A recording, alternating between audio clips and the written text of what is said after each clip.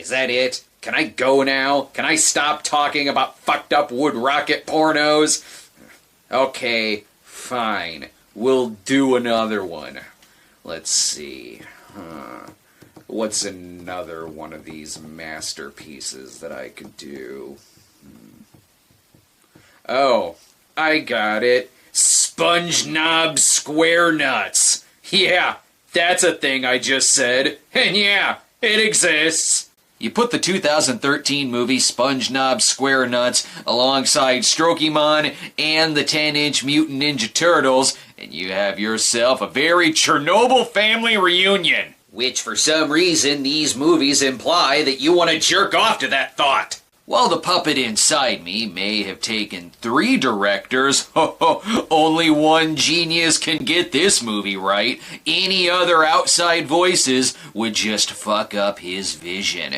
There's no credit for writer, because comedy this solid just writes itself. The movie does come with a warning, which is nice, but I figure the title would be enough of a warning.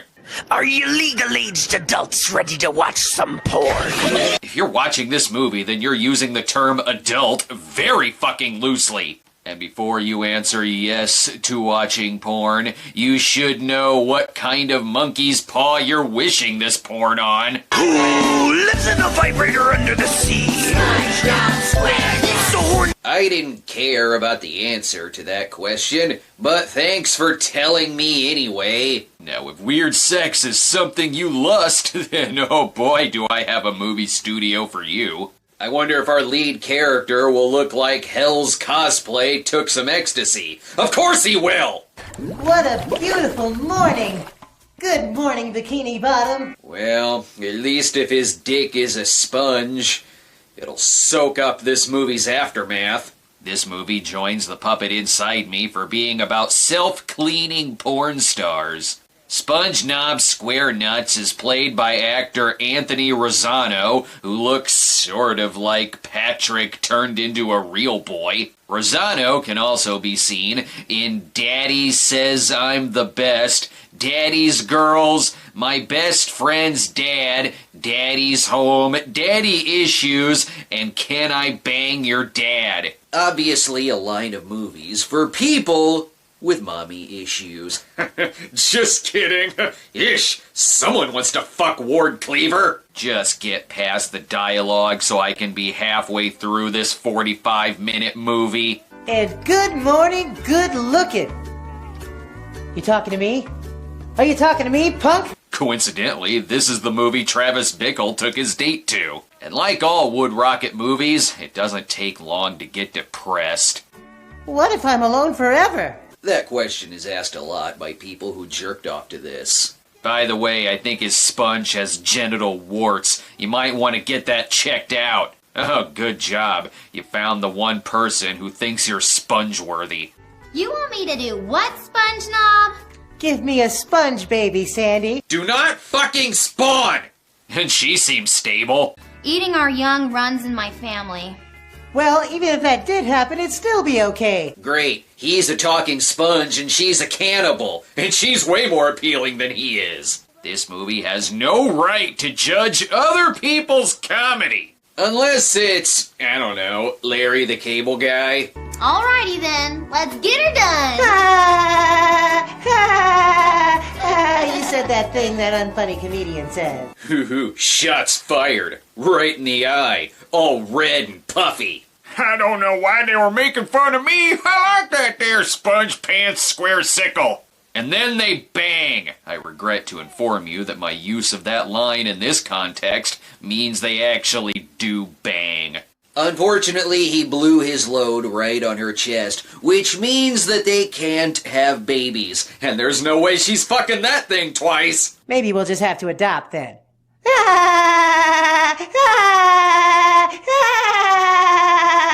Do not give that thing a baby! At least now I know how the Tugrats were born. Use protection, people! After a few minutes of parody and 10 minutes of sex, you'd think this movie would be over. It's not. Because when I look at Sponge Knob Square Nuts, I think to myself, oh boy, round 2! A movie like this should come with 2 warnings. Are you legal-aged adults ready to watch some porn? We've already established that adults don't watch this. Who lives in a vibrator under the sea?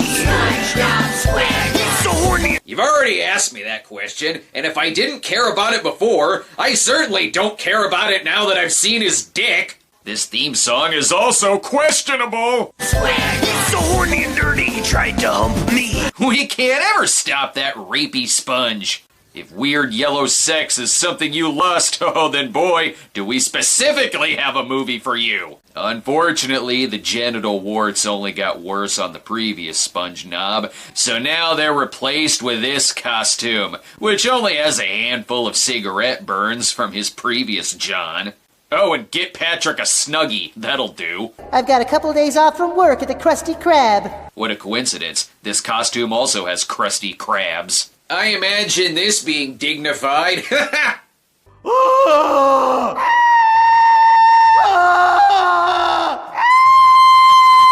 They don't have the mental stability to fuck! Patrick isn't important enough to have a porn name like Sponge Knob Square Nuts. Oh, and he's played by Tommy Pistol. Here's a clip of him before the shoot. I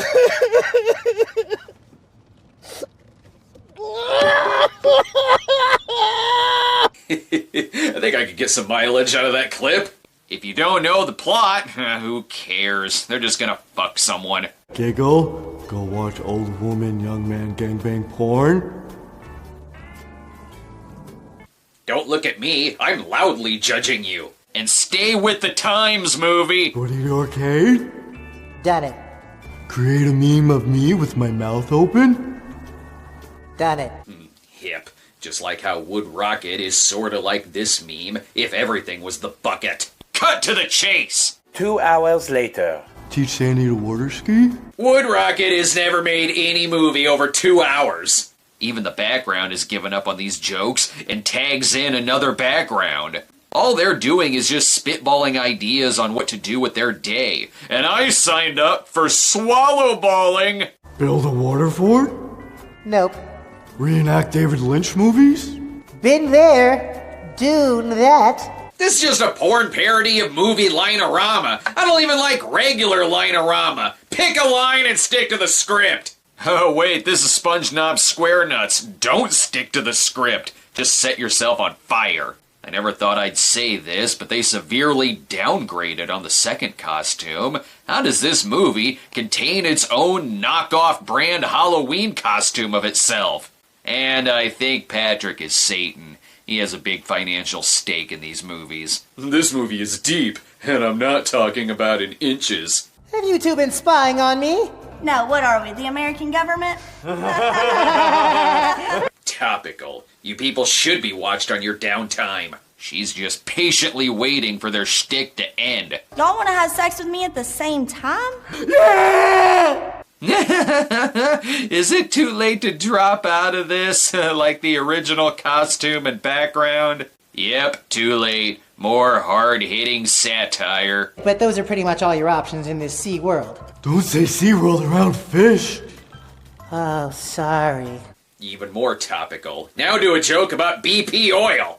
Or just fuck. I'm not depressed enough already. And that's before I heard his finishing line. Little starfishes everywhere. I was hoping he'd squirt some tiny seahorses on her chest. And that's Sponge Knob Square Nuts, with toys provided by Who Cares? Keep them, they're yours now. Originally I did these episodes to post while I'm gonna be away shooting a movie, but I don't know if I believe in movies anymore. No filmmaking god would allow this to happen.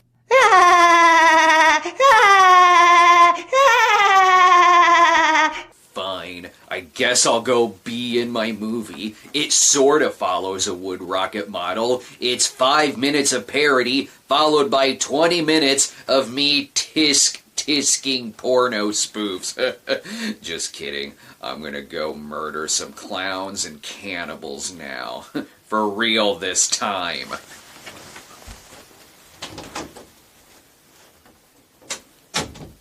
No! Hey kids, you like the Rugrats? Well, boy, oh boy, I'm about to ruin that for you.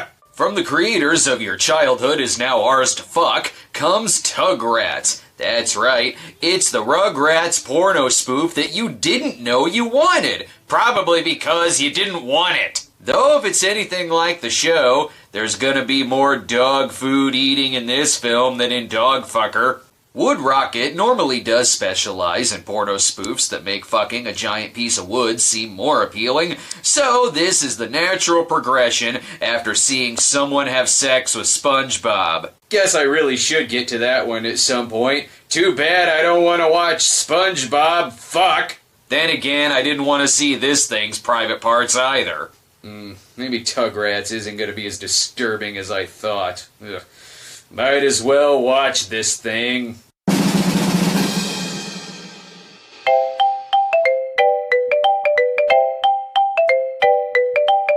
Oops, I thought this was a porn theater. I didn't mean to walk into this daycare center. Honest mistake. Happens all the time. The movie is so proud of its logo that it shows it to us not once but twice, as if it's saying, yeah, you're pleasuring yourself to a Rugrats porno. Live with it. Sure, it says powered by Pornhub, but what it really means is power bottom of the barrel by Pornhub. That way, when you pause it, you'll get an ad that says, make any girl fuck. Did that ad just try to sell me rape? The casting here makes sense. Why wouldn't you cast people from titles like Moms Bang Teens and Stepmom Lessons? Naturally, Wood Rocket maestro Leroy Myers has a hand in this, but it was really smart of them to get one cartoon character to direct other cartoon characters, especially after that Ninja Turtles gangbang controversy. It's also directed by Vuko, who was Jizzy in Strokemon, and Spreader in 10-inch Mutant Ninja Turtles. Glad to see that April O'Neil and Shredder have teamed up to make art. It even has an episode name, Chucky Gets Lucky. Okay, so is it also a porno spoof of the tagline to Bride of Chucky? Let's get this over with. It's only considered a gangbang if there are 3 or more people involved. No, it's not, Lillian. It has to be 4 people. Who gave this baby a tattoo? Oh, did I say they were babies? Relax, the movie covers that. Can we do something fun? Like what, Chucky? At least when we were babies we could play. Now we're adults. Still not jerking off to this. They're trying to decide on what to do for fun, and judging by the way they're dressed, they're probably going to start some Not My Gerber Baby campaign. But why break away from dialogue like this? Hey, I'm not saying bugs are delicious, but if your asshole was a big bug, I would immediately drop to my knees right now and toss your bug salad. I just asked you what time it was. And what the fuck am I doing in this movie? I look like everyone with a shaved head and facial hair. I smell another character, unfortunately. Who could that be?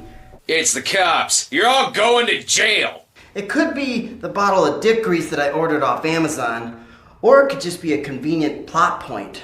Either way, things are about to get interesting. No, it isn't. Oh, it's an Angelica cosplayer. Since they're supposed to be adults, this is like watching people with a learning disability fuck. Everything about this movie has a restraining order against dignity. I'm glad you all answered our Craigslist ad. Now we can get this Comic-Con orgy underway. Who brought the Cynthia doll to shove up my ass? I did. And in case you haven't gotten the point... Hide and go peek?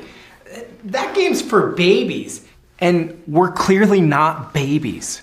We're adults now. I get it. You're still going to hell. It's called adult baby syndrome.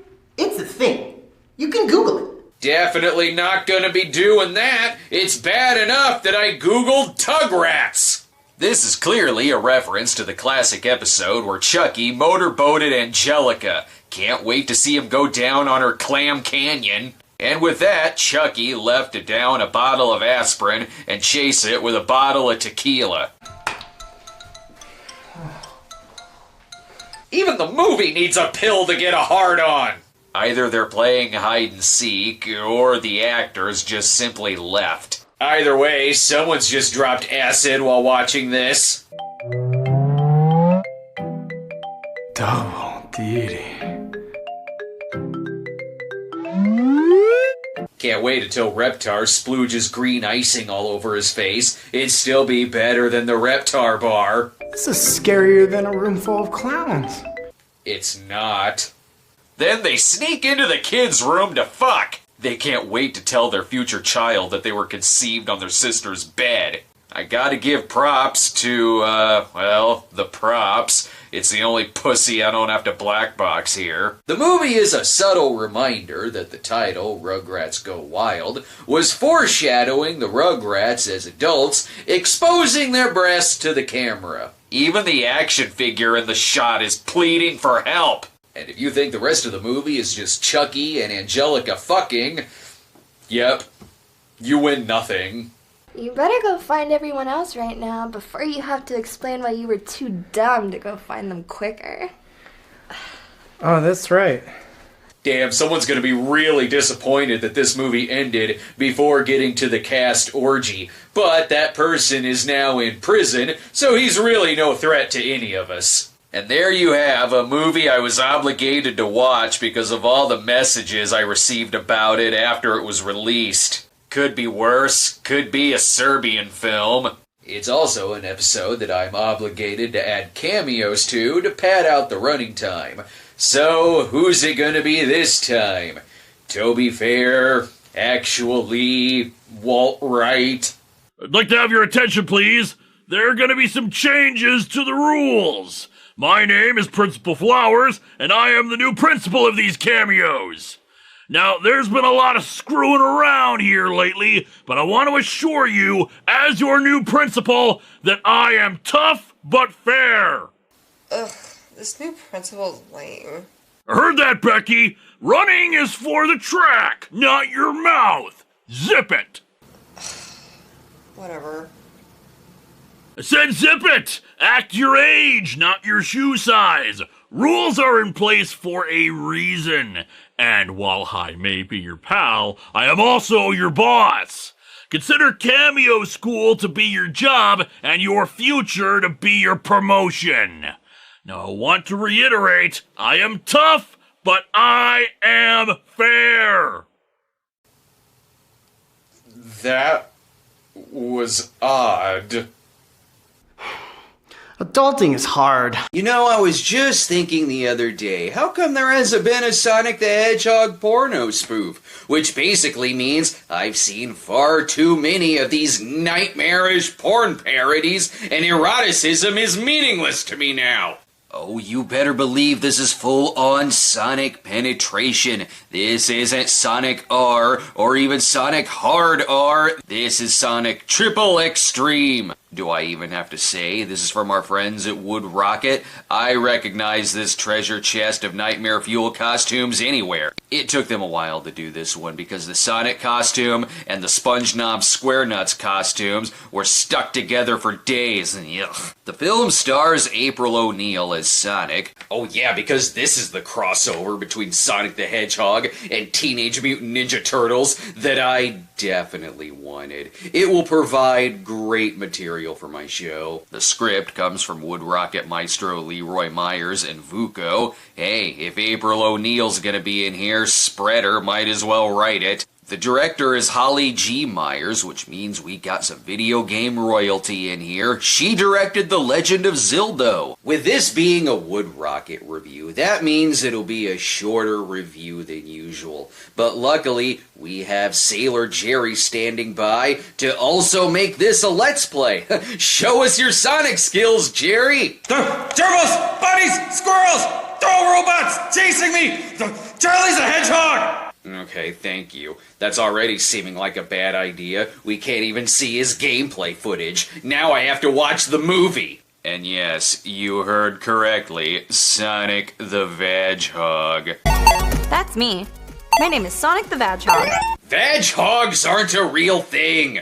Okay, I'll stop nitpicking. It's very rude of me. I'm as blue as your balls up until you A-B-A-B-C-U-M looking at my furry blue muff. The Genesis doesn't have a U or an M button. What the hell are you playing this on? There's an alien backstory here too, and the loud sound of the rings. The planet I come from is populated by prudes and weird foxes with 2 dicks. So I set out to find a planet that suits me better. Well, you're in luck. You've landed on planet Earth. Trust me, you're gonna fit in just fine. And if you think this movie isn't gonna open with rings shooting out of her vagina as she masturbates...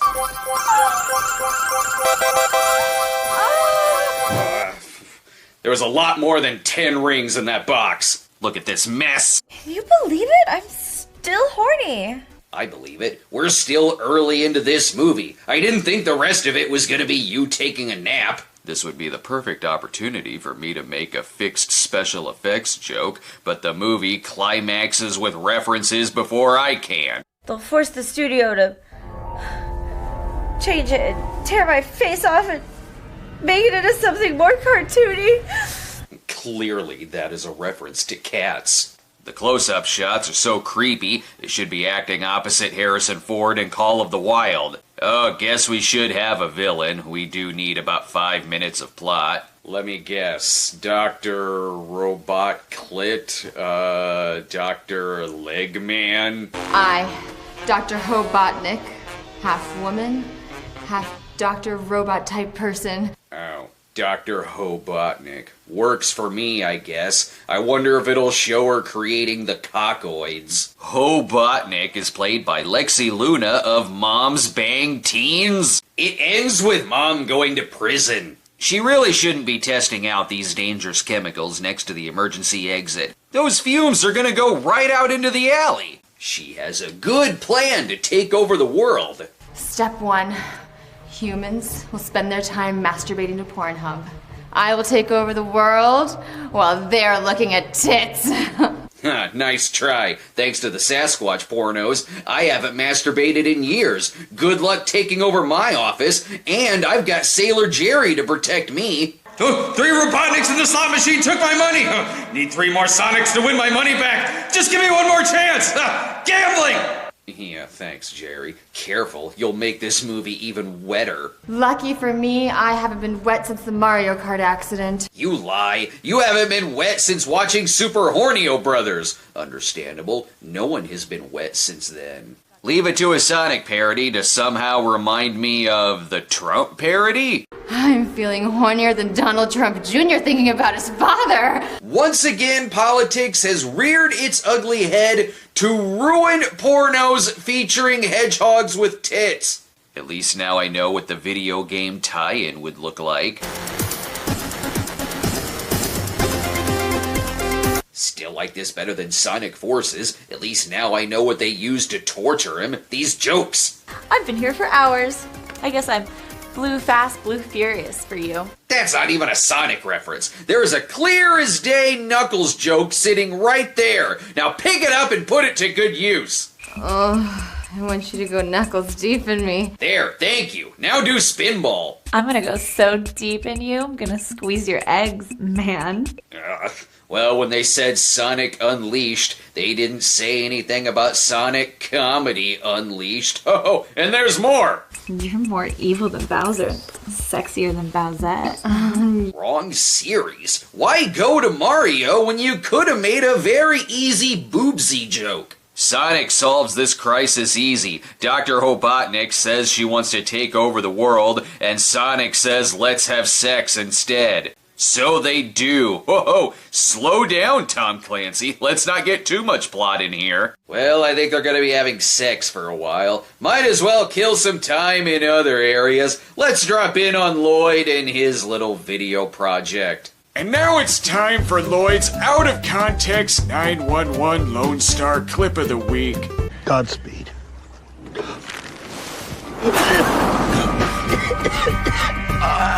And this has been Lloyd's Out of Context 911 Lone Star Clip of the Week. Thank you, Lloyd. If only this movie spiced things up by choking on some ashes. Too bad I couldn't show you the scene where Sonic jumps on her tits and then a rabbit hops out of them. Probably because that doesn't happen. That might be too haunting. Like this post-orgasm shot. Well, I see someone got their hilltop zone squeezed, pinched, and conquered. Now let's check in on Sailor Jerry to find out how much debt he's in. You're lucky I practiced jumping on machines, rising out of lakes of oil, and shooting lasers at me in Vietnam! Gotta go fast! Whoa, what a twist! Sailor Jerry is crazy! He will definitely masturbate to this film. Humans are at their dumbest when they're jacking it. Not you, though. Ugh, it's time to take a break from people sneaking into my house to search for Pokemon. Now I can sit back, relax, and watch a porno. Look, that's probably the only reference to Pokemon Go you're gonna get. I've never played the game before.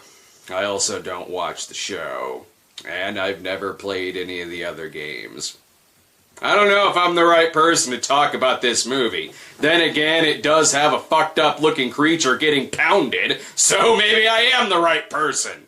Strokemon, good fucking lord, what the fuck is that thing? It's nice to see what the Cheerios honeybee looks like after his addiction to meth. This is a sad story! Strokemon comes to us from Leroy Myers and the rest of the team at Wood Rocket. They're the same people responsible for 10-inch Mutant Ninja Turtles. And if you were disappointed that no one actually fucked the turtles in that movie, you won't be disappointed in Strokemon, and I guess that's a good thing. The movie knows its audience. And at the least, their store sells some vintage porno t-shirts. God damn it! I'm a terrible cinema snob for wanting one of those. Wood Rocket, where a girl can get splinters where she really doesn't want splinters. More people get splintered in their logo than in the actual Ninja Turtles porno. I think this is supposed to say Presentsimon, but it looks more like Present Semen. Either way, it's not false advertising, and it comes with its own music. Trained to be the very best. I've touched so many balls.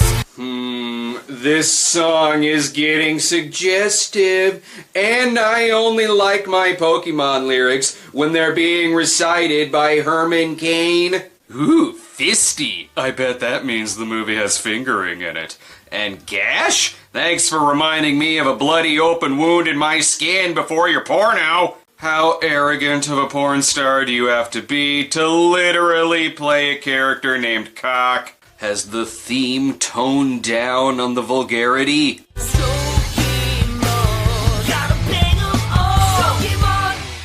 I'm afraid not. And why would you want to bang all the Strokemon? There's some Strokemon that might give you strokey warts. Let's get on with this plot. Strokemon trainer Gash and his friends Cock and Fisty and his trusted Strokemon Pikachu have wandered from bedroom to bedroom looking for some new Strokemon to catch. And don't explain your action, show it. Oh, wait, no, don't show it. And again, what the fuck is that? What the fuckymon is that? No, I said, what the fuck is that? Not what the fuckymon is that? I don't speak your anime lingo! And that's a prop from Killer Condom, but you don't get to say, what the fuckymon is that, when you're standing next to that thing. Not that it matters. Their jokes aren't much better.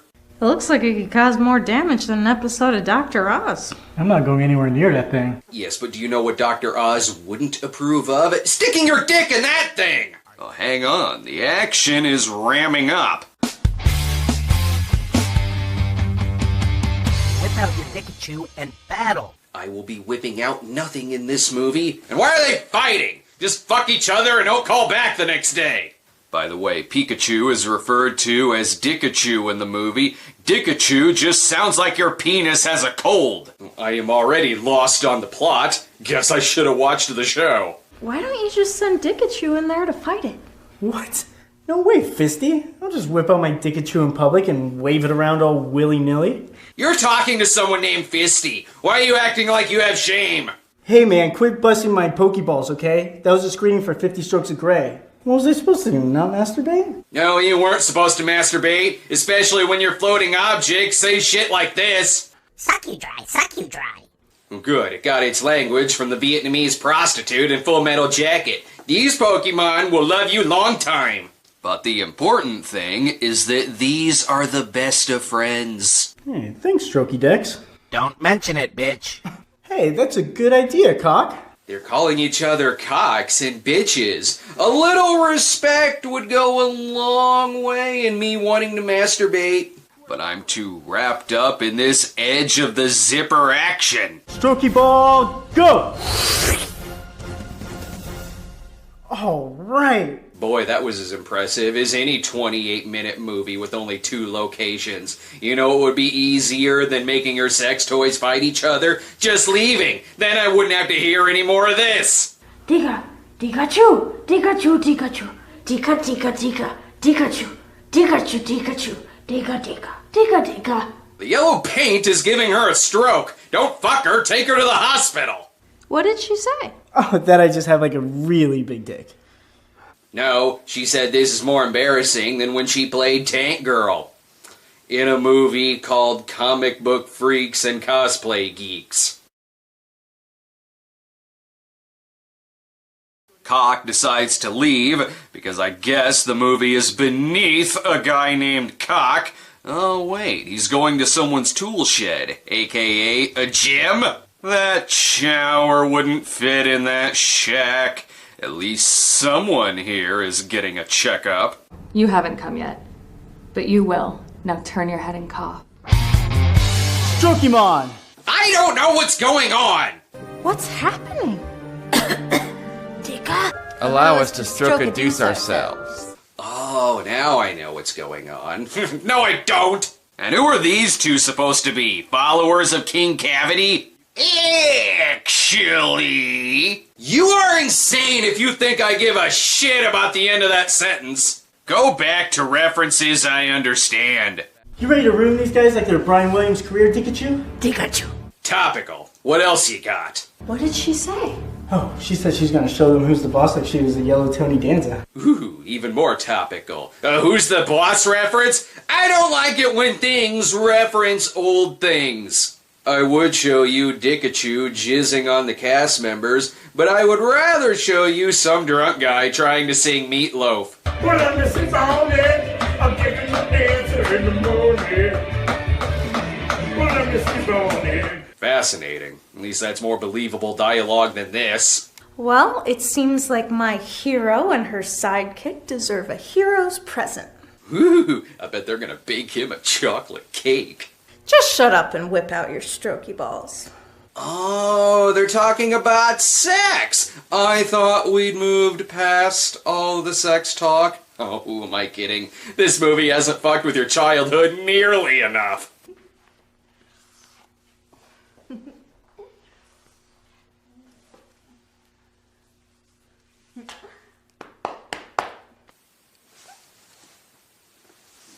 Nothing.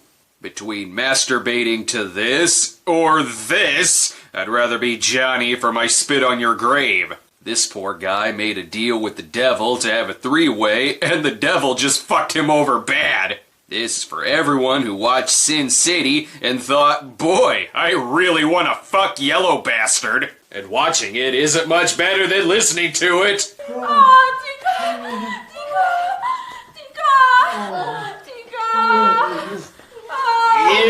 You! I'd rather listen to the drunk guy again. I couldn't take it longer. Love's crazy, nigga feels like a roll away.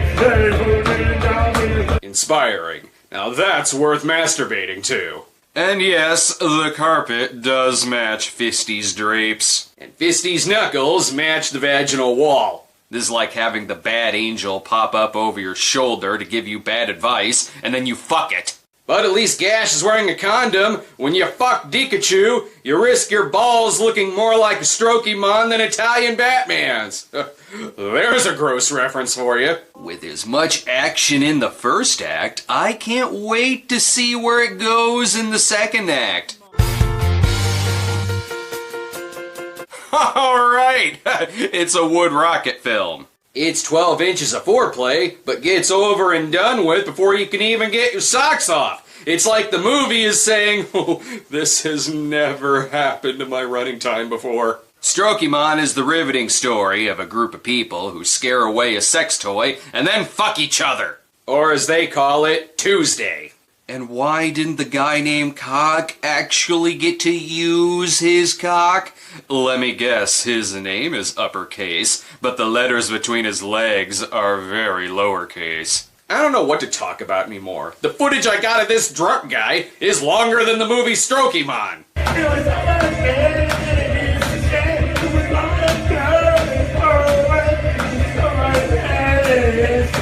Meatloaf would be very proud of you. Oh, I know what I could talk about. I could chill for that Jesus Bro movie some more. Click on the link in the description, down there or up there, and donate to our new movie, Jesus Bro. It's a movie where a war room is used to make people explode. There is a dance number. A Clay Walsh parody is a former snuff filmmaker. It's the best movie of its kind since Oh God, You Devil. Truly a holy Moses for this generation. I promise. Sorry, I can't understand you when you don't sound like some guy slurring through paradise by the dashboard light, or when you don't have your dick in some anime character's mouth. Now, if you'll excuse me, I'm gonna go cry myself to sleep thinking about a porno spoof of Grave of the Fireflies. Good night. You're really good at letting your Strokey-Mon do all the work and then throwing a ball at what you want to capture, Gash. Before the new Power Rangers movie comes out, it's important that people get caught up on the history of the series. Otherwise, I'm sure you'll be very confused watching the new film. Thankfully, we have the Mighty Muffin Pounder Rangers. Wait a minute, that sounds like a porno spoof. Either that or someone's trying to fuck my breakfast. Yeah, this is definitely a porno spoof. I have no idea if this is going to be accurate to the series. I never watched that show. I'm a cinema snob. I was too busy watching anything else. But luckily, I do have a script boy on hand to make sure that I get all of my references correct. Actually, I am a script man. I stopped being a script boy when I turned 17 and was allowed to give my thoughts on PG-13 films. Well, that's not gonna get annoying. Something tells me he's not gonna pick and choose when to chime in. Mighty Muffin Pounder Rangers is from Wood Rocket, of course. If you were disappointed that their Ninja Turtles spoof didn't have splinters and vaginas, don't worry, their logo does. Mighty Muffin Pounder Rangers is the longest movie I've seen from them yet. It's 40 minutes. Best dump the exposition early. My monster space dick is about to spray. It's Ivan Ooze. Hoo-hoo, someone's dog's not housebroken, and shouldn't Rita be here? That blowjob felt like I was sucking for 10,000 years. Now it's time to conquer the earth. Fido stamina is a little too good. Who on earth is gonna stop them from, dick sucking? Alpha, Rita is coming. Recruit a horny group of sexy multicultural college co-eds that know karate. Well, still a better Bryan Cranston role than why him? I don't care whose ass this thing ends up in. Relax, the theme song is going to explain everything that we need to know. Blow, blow, Pounder Rangers. Suck, fuck, Pounder Rangers. Is it just me, or is Weird Al getting really lazy and juvenile with his parodies?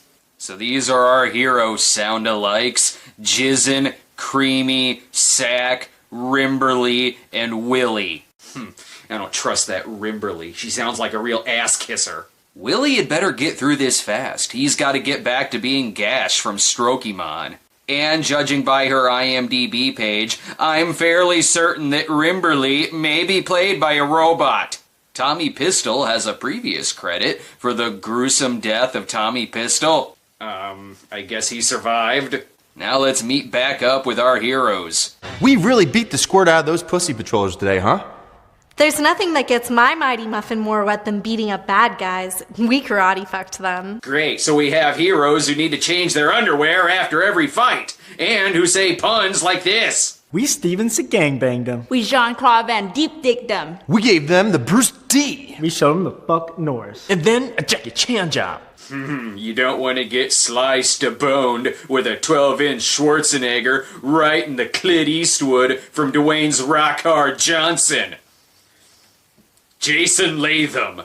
You know, if I take my glasses off, I think this might be the original Billy. But glasses on and it goes right back to being a porno spoof. Come on, Jizzin. You know what the first rule of being a Pounder Ranger is. No transgender people in the bathrooms? No, that's the first rule to jerking off to Donald Trump. Any other jokes here? Ixnay on the Pounder Rangers pay. We never reveal our secret color-coordinated identities.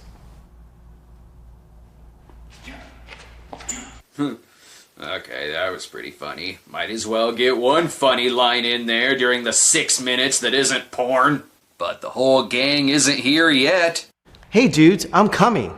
Us too by the end of this movie. Whoa! Spoiler alert movie! I don't want to know how it ends yet! Actually, Jason David Frank, who played Tommy, was hired to be part of another pilot called Cybertron, that eventually turned into VR Troopers. What? Huh? I didn't imply otherwise! God damn it! You're distracting me and making me miss more references! You guys seem cool like Boyz II Men, and fresh like Color Me Bad, and tough like the CNC Music Factory assembly line. Well, someone wants some Frankie Knuckles stuffed in their labouche. This movie is totally street. And I do white people's idea of black people things every episode. Excuse me, I think I know what black people are like. I've seen a little show called Buddies. Enough joking, let's get to the fighting. That's totally what I'm here for, right? Dildor. Dongosaur. Vibrator! But Blunkator! Masturbatosaurus Rex! Form the Megahore. Just because you came up with your code names in grade school doesn't mean you have to stick with them. Sorry, anyway, about that fighting. His dick is so big! It's really not that big. He's like giant height right now. So it's pretty average for a guy his height. Yeah! Ugh, they're just using footage from some Japanese porn. I didn't know what to expect when I attended my first Comic-Con orgy, but I was at least expecting more complimentary Pocky and less references like this. I only feel this way in my pants when I look at Kylie Jenner's Instagram photos. Topical. Oh wait, that's already dated. Ugh, it looks like Darth Vader got into an accident with a table full of Tupperware. Actually, both Mighty Morphin Power Rangers and the Super Sentai it was based on, Kyoryu Sentai Jew Ranger, had homages to the Wizard of Oz. Huh? How did you leap all the way to that? You're just trying to show off what trivia you know. That's my job. That and showing these clips. Yeah, take it. I'm so soft right now, I could make noodles out of my dick.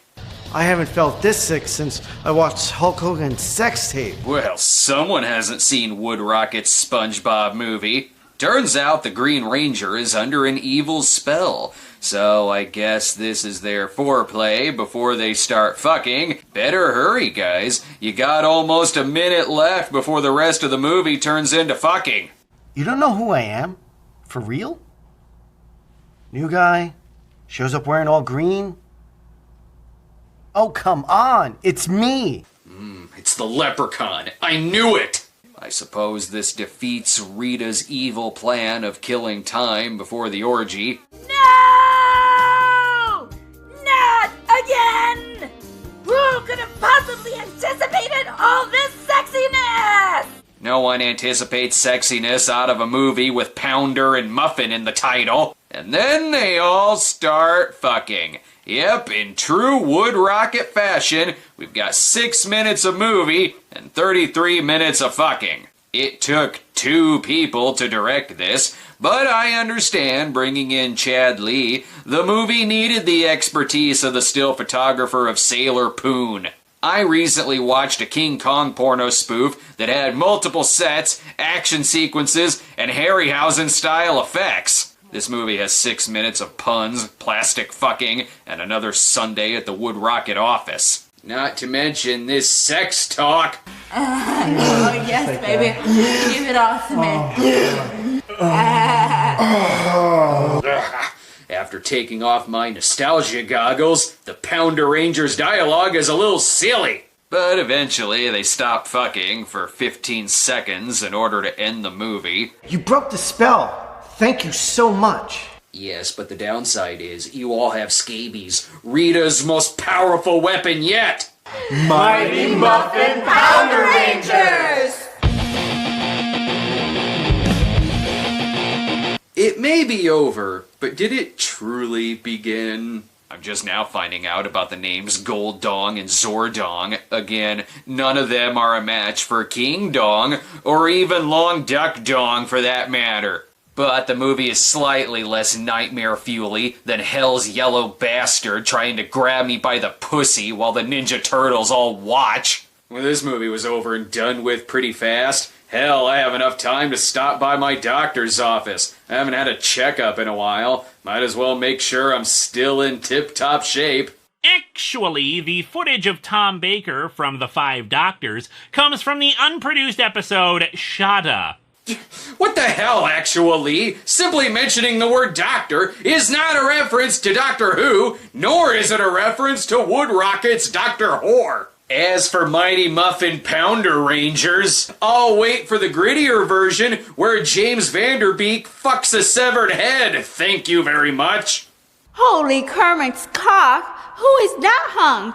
For those keeping track, there's now at least 4 E.T. pornos, 2 Sasquatch porns, at least 4 talking vagina movies, and now, thanks to the gods of variety, there's 2 Ninja Turtles pornos. In case you don't remember, in 2011, I spotlighted that Argentinian Ninja Turtles porno, Las Tortugas Pinjas. And here's the only thing I remember about that movie.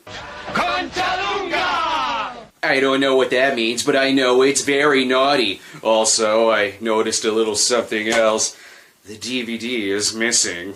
Someone who bought a DVD player at a pawn shop is gonna get a big surprise when they turn that on. These Ninja Turtles look like the Michael Bay Turtles before they added the motion capture effects, but in 10-inch Mutant Ninja Turtles, we're going old school. Not that it matters. I don't want to see these things fuck. And they look a little bit taller than 10 inches. Oh, wait.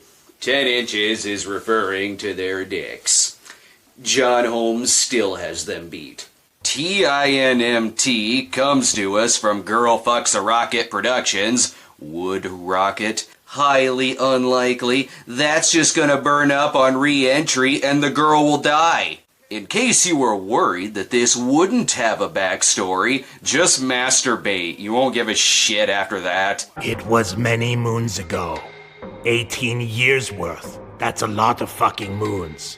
I don't think that's very appropriate language to be using in a kid's movie. Use the word days, not moons. Keep it simple, people. The backstory continues. There were 4 regular turtles. But then a horny dude that worked at the nuclear power plant jerked off into a storm drain. His radioactive sperm fell into the sewer and onto the turtles. I buy this more than I do I happen to find a ninjutsu book laying around in the sewer. What are the odds? I already have a feeling that when it does show Master Splinter, it's gonna look horrifying. I am their sensei. I am Master Sphincter. I am a furry. The fuck is that? So, Master Sphincter isn't a real rat? He's a furry? Well, great. Now I can't make any jokes about it without getting my inbox flooded with essays saying that joke went too far, bro. This parody one-ups the movies in the sense that it stars the real April O'Neil. I sure hope that's her Christian name. Thankfully, this has a proper porno spoof title and doesn't feel the need to... oh, come on, really? Yes, thank you for clarifying it's a XXX parody. I thought the 10 inches was in reference to their pizza slices. Appropriate costumes, appropriate looking April O'Neil. Why don't the new movies look like this? Have you heard about the secret gang of ninjas committing crimes across the city? No, of course you haven't heard. They're ninjas. They're really quiet. That's because the real news is letting us know which orphaned puppy Trump kicked and then called a loser. In more news, Trump. There, that's more like it. April gives us details on the Foot Job Clan. It's kind of like the regular Foot Clan, except they have athlete's foot on their tongue. The hell kind of stupid names do they give the turtles? Okay, Michelangelo, do you want it with pepperoni? I've already got a pepperoni. It's long and green, and it's in my pants. That's not a name. You just added the word blow to the name Michelangelo. Does he like deep-throating Renaissance art? And I don't like that this movie is making references before I do. But we don't wear pants. We don't?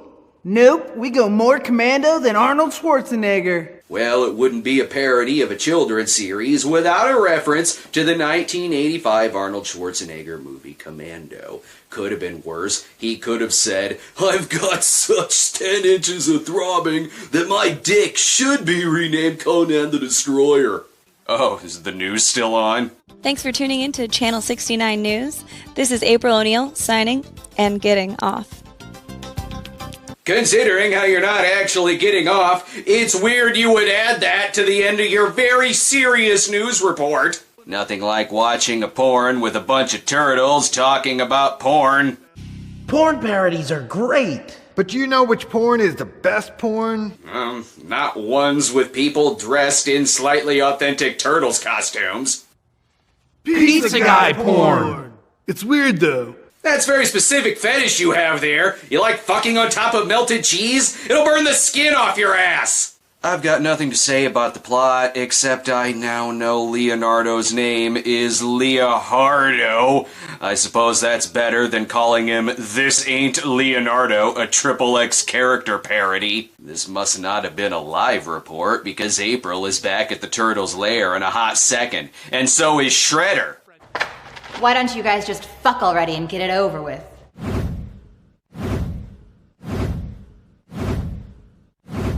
You're wasting a lot of time before I learn what stupid porn name they gave Shredder. Going solo, Spreader?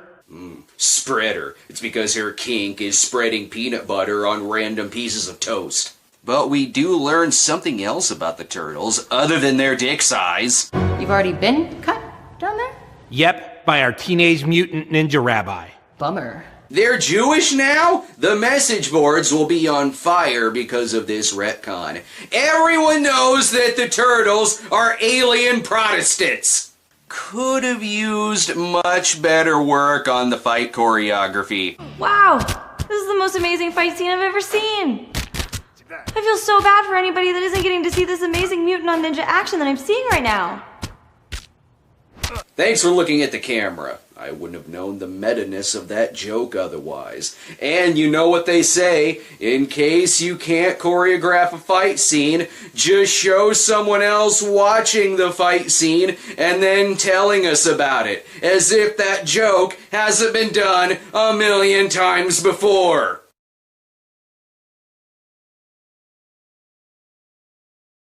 Oh hey, it's Casey Bones. I'm guessing his name is Casey Bones. Is this where we sign up for Fight Club? Casey Bones. Yep, it's Casey Bones. Predictable movie. Just go back to the Turtles. I think they can handle it themselves. This is a really difficult fight. She almost just cut off my dick. Why am I stuck here with these two when there's near turtle castration going on in the other room? Give me what I paid for, movie. Turtle on turtle action. At least this Casey Jones looks like he lives on the streets, unlike Arrow, who looks like he just got back from a sweaty GQ shoot. He looks like any minute now he's gonna make her sing Jingle Bells. A little music would be appropriate. So why don't you sing me some Jingle Bells? For the love of God, I just want to see the fight scene, not hear it. It sounds like his balls are fighting each other to see which one goes in her mouth first. Spoiler alert, it's neither of them, it's his dick. By the way, I'm not joking, this is the rest of the movie. We see no fighting with Spreader, not even any Spreader fucking. The Footjob clan makes 0 appearances. No scene of Sphincter fucking a block of cheese. Not even a scene of the Turtles fucking. It's just April O'Neil fucking Casey Bones. It'd be like if E.T. the Porno was afraid to be E.T. the Porno and didn't actually have any E.T. porno in it. Trust me, if someone is buying a movie called 10-inch Mutant Ninja Turtles, they probably won't give a shit if you actually show the turtles fucking in it. Instead, all this is just one long vanilla sex scene bookended with the Ninja Turtles. Hey, Casey. Thanks for the help, dude. I was busy. Yeah, busy plowing April while we fought the Spreader. Yeah, I kinda wish you showed me that fight. Would have been more interesting than the sex, or your goddamn puns. You're about to taste our turtle wax. You're gonna give oral pleasure to the hood of your car? We're gonna show you the secret of the ooze. Oh hey, that was the second movie. The secret of the splooge. You already made a sex joke about Secret of the Ooze. Move on to something else, like coming out of their shells. We're coming out of our shells. This movie knows nothing of these turtles' anatomy. It doesn't show them coming out of their shells. It shows them coming out of their dicks. F for anatomy. And for lines like this. Cumabunga, dude. That is no conchadunga. This is the most turtle sex we see. The turtles getting the softest hand job of a fake dick ever put on screen. And yes, it's green. And thank you for reminding me of the title again. I didn't know that this porn I watched was a fucking porn. I'm afraid I gotta go old school on this one. Case in point, the theme song. Because while this newer film may have a more appropriate theme...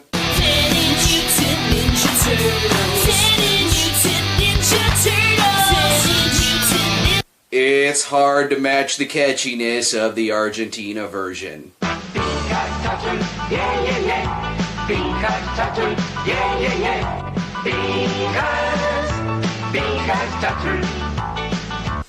And I can't wait to forget about either theme songs in the upcoming days. Why in the fuck am I being forced to do an old versus new on a Turtles porn?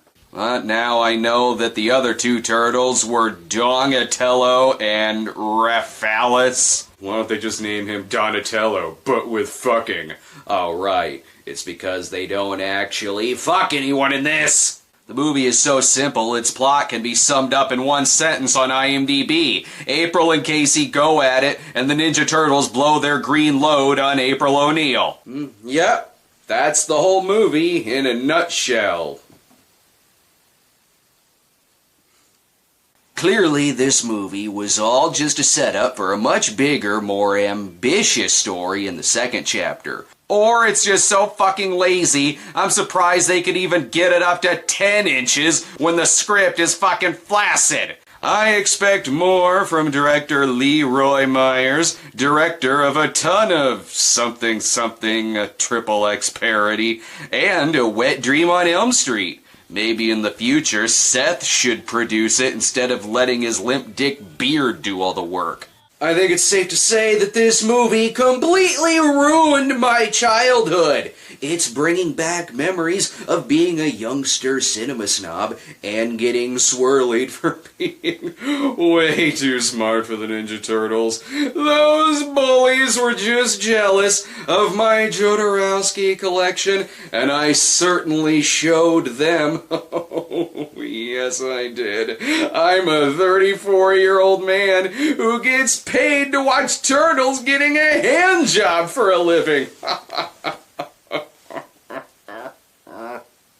I bet there's a dumpster behind every studio in Porn Valley filled with cum and uneaten. Well, there's a mainstream children's film coming out this weekend based on a popular series from our youths. So you know what that means. Porno spoof episode. Fucked up how that works. On the plus side, there's very little material that I have to sift through on an episode like this, but on the downside, I'll probably keep getting interrupted by that actual Lee guy.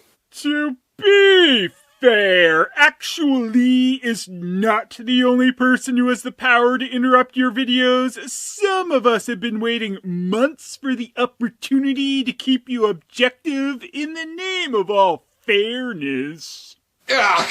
Toby Fair. I forgot about him. Why did I even say anything? That's what caused his footage to magically show up in the review. To be fair, you're already not being objective. This was made most evident when you incorrectly spelled my name with a Y in the Donald Trump episode. My name is spelled with an E. Much like horror director Tobe Hooper, many people gave Tobe Hooper's 1976 movie Eaten Alive negative reviews, but to be fair, they went in expecting the movie to be too much like Texas Chainsaw Massacre and didn't give it a fair shot. That's not pertinent information! Believe it or not, this isn't a Wood Rocket film. The movie comes to us from Hustler Video this time. So at least the movie will be a little more than just a 5-minute sketch used as an excuse to show 40 minutes of fucking. It's multiple 5-minute sketches sprinkled throughout about 40 minutes of fucking, just as the porno spoof gods intended. Enough with trying to stretch this review to make it longer than 10 minutes. Let's get to the movie.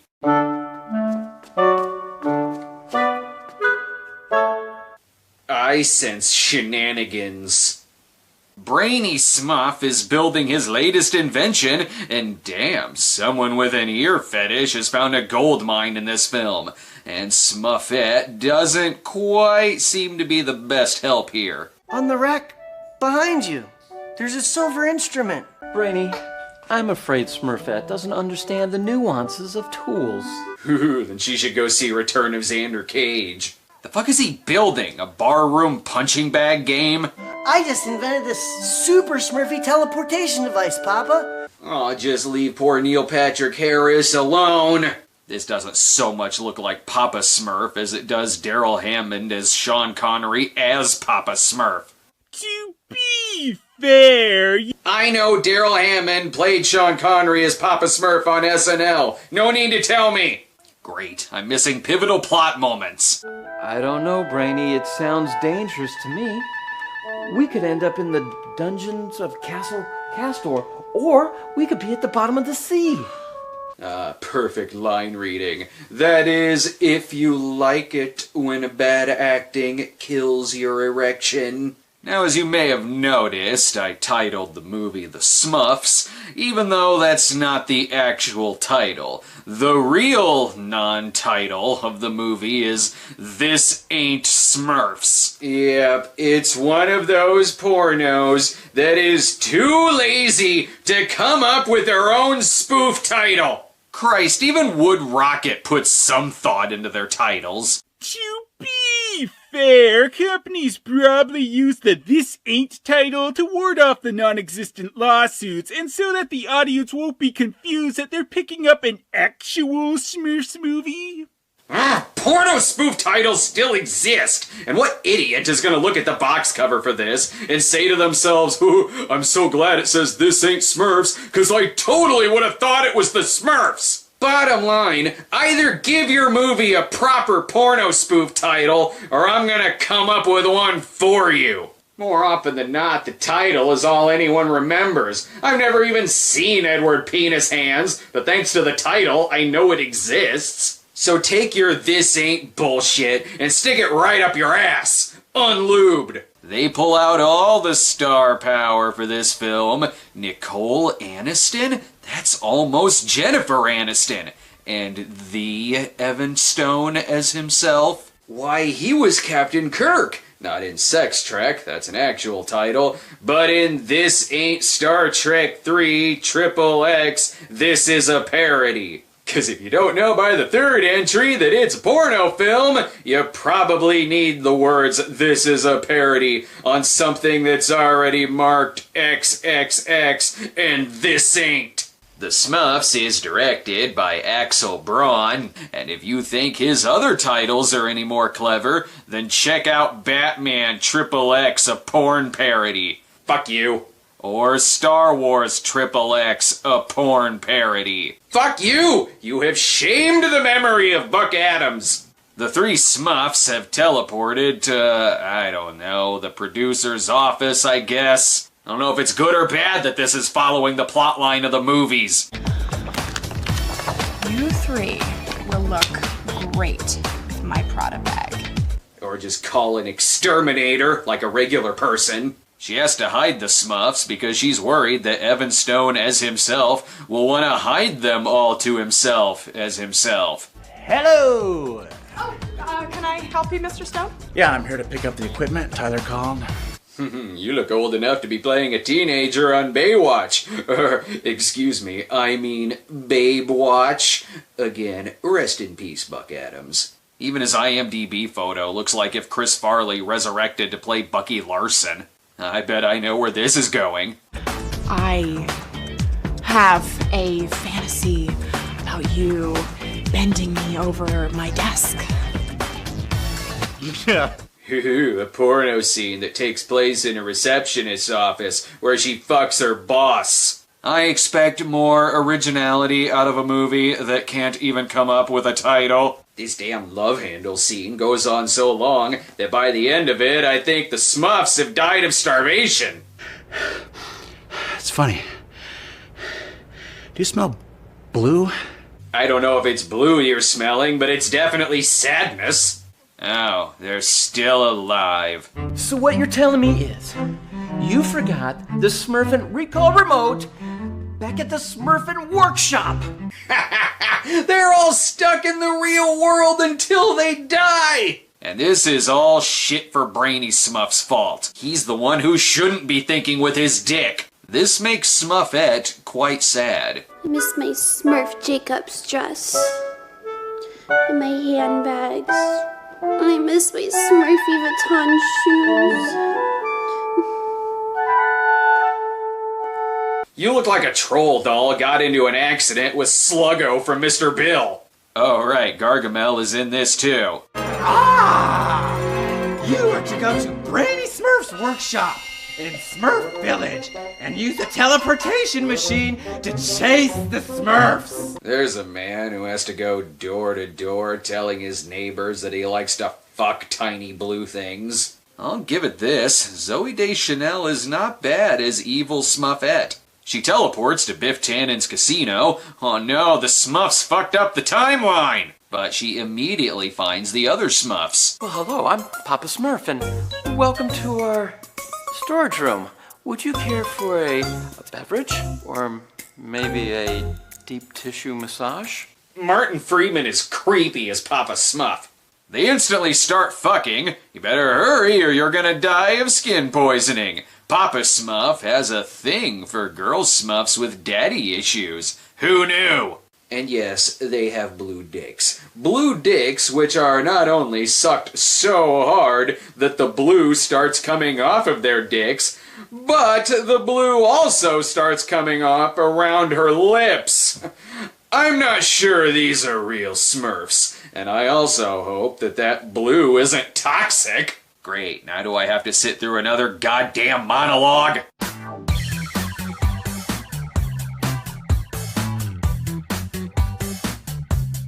Oh, I guess not. I'm sure that would have been a damn good piece of acting. To be fair, Scarlett Johansson was playing a robot in Ghost in the Shell, so it's okay for her performance to put you to sleep. Wait, what? The hell kind of tangent is that? Turns out the building they're in is the Hustler home office. I bet it was crazy expensive for them to shoot there, and no one seems at all shocked that there are tiny blue people roaming around. What's Hustler? Oh, Hustler is where we take beautiful girls like you and make goddesses out of them. Here, take a look at some of our pictures. Classy product placement, guys. Could be worse. This could all be taking place inside of a Krispy Kreme where they all start fucking a box of donuts. But the heads of Hustler know a good opportunity when they see one. Oh, look at how beautiful you are. Tell you what, two of you together, I'll pay you $2 million. $2 million? This movie doesn't even have the budget of $200. But then again, that is still a tempting offer. I'm sure these two will go ahead and be Smurf for pay.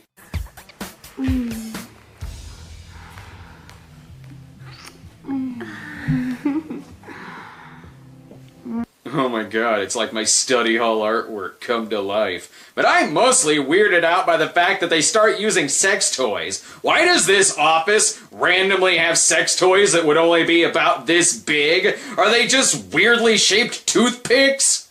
Gargamel, please save us. Ah! And now I'm out of coffee. Ah!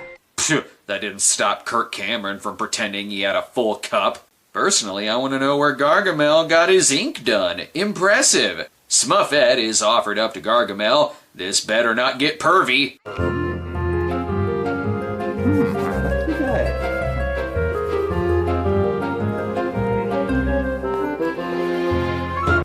He's this close to showing her his unpackaged Rainbow Bright collection. He's acting like someone who'd build their own Lola Bunny doll, only so they could fuck it. And why is Gargamel the same size as the Smuffs? He should be much bigger. This movie is ruining everything. To be fair, this could be a reference to the Season 4 Smurfs episode, The Incredibly Shrinking Wizard, in which Gargamel did shrink down to the size of a Smurf. Yeah, I'm sure that's it. Hustler Video was referencing the incredible shrinking wizard, even though he went into a teleportation machine and not a shrinking machine. You made me lose my place again.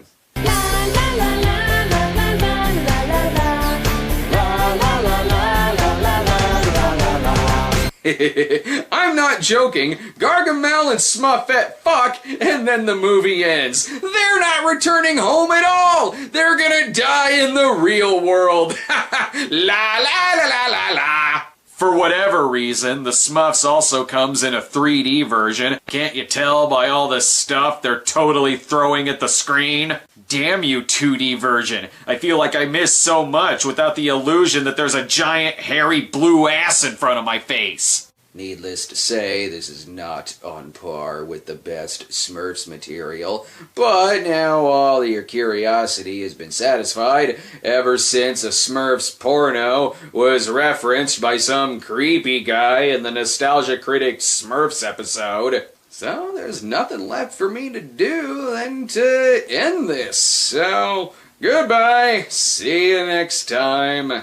It's the movie that answers the question, who reamed Rosie Rabbit? But I have a couple of questions of my own. Who's asking and why should I give a shit? If you look at the box cover for Who Reamed Rosie Rabbit, then boy, do you think you're in for a treat. Look at this. A part animated, part live action porno? Probably featuring such characters as Rosie Rabbit, Judge Poon, Eddie Stallion, Dolores the Clitoris, Hemi the Cab, and, Jessica Rabbit? Could cameo appearances by Dirty Duck and Fritz the Cat be right around the corner, where they both try to outfuck each other under a couple pianos at the Ink and Paint Club? Of course not, because the title and box cover to this are about as misleading as a porno spoof could ever get. The only thing accurate about this title is that after watching it, you definitely feel like you just watched an explosion of ass. What is Who Reamed Rosie Rabbit, you may ask? It's about a couple, Rosie and Eddie, who are watching porno on TV. No, seriously, that's it. It's 75 minutes of the most annoying couple in the world, flipping channels and finding porno scenes from other movies to watch. Flipping channels and sex. In other words, that's all this movie is. So the real question should be, why am I even doing this movie? Well, I spent the entire weekend at a convention, so I was very busy, which usually translates to porno spoof episode. And this is made even more disappointing by the fact that it's directed by John T-Bone, who taught us that even samurai sluts from hell could be organized enough to carry out an invasion. Of course, maybe he was just tired from directing 21 movies in 1989, the same year as Who Reamed Rosie Rabbit, or he just wanted the number of titles in a one-year filmography to be of drinking age. I know directing such 1989 classics as Dick Tracer, Hello Molly, and Bushwhackers could certainly take a lot out of me. So let's take a look at a porno spoof that's so lazy, even its script was written at a half chub. Oh, thank God, did my TV finally off itself?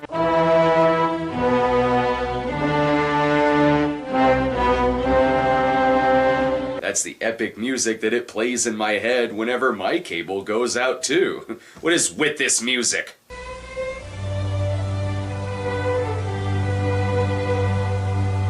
Is this an overture for a porno spoof? It's Who Reamed Rosie Rabbit, not Star Trek the Motion Picture. Though I wouldn't be surprised if there was a 20-minute lingering shot of someone's spaceship-sized cock. Oh, I see we're playing the game of color bars. Too bad I still have to black box over the goddamn thing.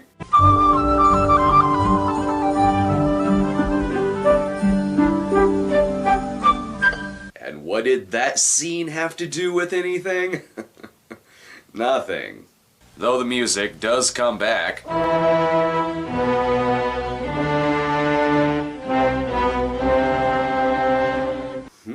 You mean I'm getting the X-rated version of Who Reamed Rosie Rabbit? Oh, John T-Bone, you spoil me. I see the X stands for Excalibur Films. I hear the original name of the company was Overcompensating Films. How overcompensating is it? They fucking spell it out for you again. Though if your dick is as big as a sword, you probably would like to keep reminding people. Fuck it, let's go for a third time. If someone pulls this fucking title card out of the movie, do they get to become king? The rest of it looks to be shot and fantastic watching someone else watching the movie vision. I always prefer my pornos to look like they're shot in the opening credits for a Saturday morning sitcom. And this is just the company credits. Who knows how amazing the actual movie credits are gonna be?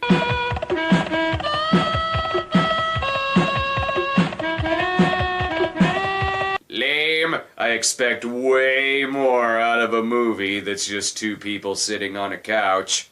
Uh-oh. Stacy Lords? That's one letter away from me being too scared to jerk off. I wonder who this Rita S. is. She prefers her last name not be included. Though I'm pretty sure we'll be able to narrow down which Longhampton RT is. Actually, that's the pseudonym for John T-Bone. Apparently, this movie is so bad that the director of Eubangus on Uranus decided to use a fake name for his already fake name. Enough dawdling. Let's meet Rosie and Eddie. Jeez, Rosie. Why did I have to come all the way over here just to watch friggin' cartoons all night? Hey, give the Toxic Avenger's girlfriend a break. She just got her sight back. All Rosie wants to do is watch cartoons, but Eddie isn't having any of it. But it's so educational. Educational? My God, what's educational about mice stomping cats or hunters chasing rabbits? I don't think a guy who looks like he owns every Jeff Foxworthy album needs to be chastising someone over education. The couple in Bat Pussy makes more sense than these two. Rosie? Well, just because your name is Rosie Rabbit doesn't mean I'm Elmer Fudd. I want this guy to die so bad that I wish the title for this movie were Who Killed Eddie from Who Reamed Rosie Rabbit. Though they couldn't call it that because no one would care to solve that mystery. Someone please get this man an education. Here, look on page 62 over here on channel 83. You've got the Scholastic channel, the basics of human relationships. And look over here on page 62, you got on channel 82, the Frisky channel. Look. You can't even keep track of the damn page numbers. The story of a brother and sister who are devoted to one another in every way. rated PG. Oh, PG, you say? That's way more sophisticated for your mustachioed ass. Waiting a long time for this. Make sure I do it right. This isn't rated PG. This may be the first porno I've seen where the fakest thing in it is the guy's hair. Now that's a foot massage. They're so close, they're exchanging funguses. Also, from Rosie and Eddie's description, I'm watching incest porn. But I'm too distracted by this framed picture of Billy the Kid in the background. You do realize we're now going to be measuring your cock against this oversized bottle of Miller Lite, right? And I'm sure the Miller Lite is what's getting this guy's attention too. Just as I thought, it's not bigger than a Miller Lite, though it probably tastes more like beer than a Coors Light. Well, we are a little past Valentine's Day, so let's hear that pillow talk. Cocksucker, go ahead.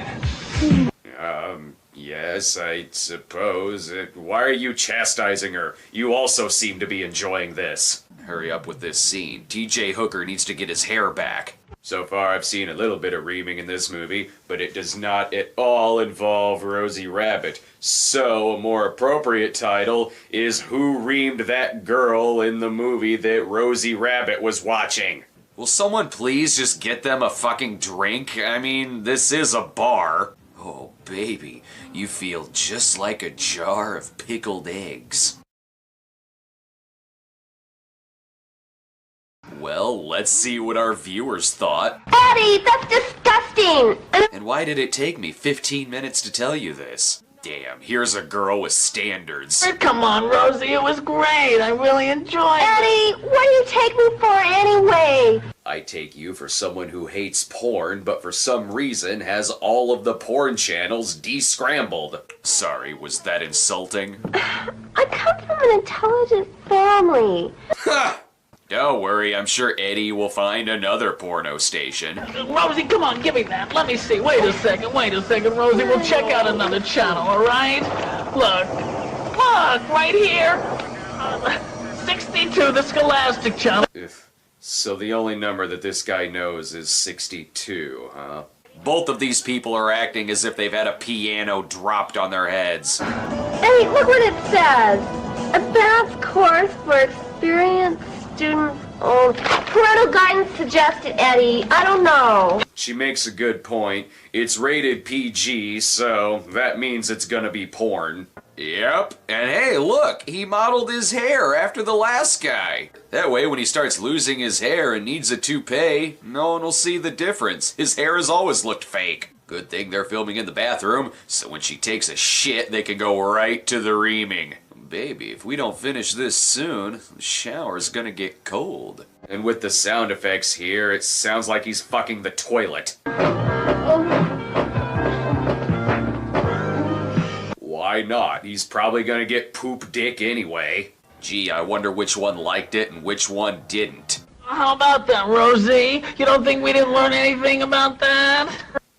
Taking that double negative aside, is there a barrel of dip that we can dunk this guy in? That would be a lot better than that needlessly horrific scene from Roger Rabbit. I'm on her side. The cartoons that she's describing sound way better than the pornos this movie is showing. They took this laser transducer thingy-majig and they put him in a sonic subspace warp, and well, it was... Well, the whatchamacallit didn't get my supersonic dick hard. Why is she hanging out with this guy? Kick his ass to the curb. I'll watch cartoons and play patty cake with you. I'm starting to think that aside from the cartoon channel, all her stations are adult stations. The gardening channel. The channel. 61, Eddie. Sorry, Eddie doesn't know any numbers besides 62. A young heiress has a tour at a fair with her gardener while eating each other's rhododendrons. No, maybe not. No, that sounds good. Let's no, Eddie. Oh, come on, Rosie. Let's see how her garden grows. Cut to a scene that's not in a garden, unless they're talking about another kind of garden. I don't know what the setup is here, other than this dude is having sex with Navin Johnson's carnival girlfriend from The Jerk. And the sex talk is even grosser than the last two. It's all drippy. Well, that's because she pissed in your mouth. That's not stopping this elephant's trunk from growing. Though no penis is ever gonna be as hard as the actor's hair. Why do I have the feeling that nothing in this room smells like flowers? The movie's problem is that it's written with a 50-year-old lust and a 3-year-old brain. Speaking of which... Eddie, can we please watch cartoons now?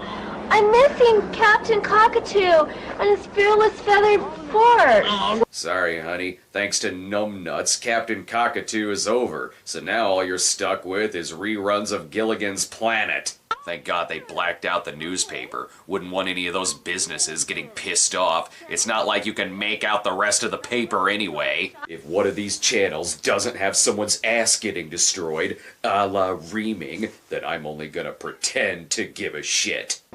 Oh, here! Okay, this has got to be innocent. Channel 68. Yeah, Channel 68 is barely safe, much like the name Stacy Lords. I see they're filming in the Red Room from the Amityville horror porno spoof. Hey, that's the same girl from the previous channel. Her network contract must be light. Don't worry, here's some cartoon sound effects for you.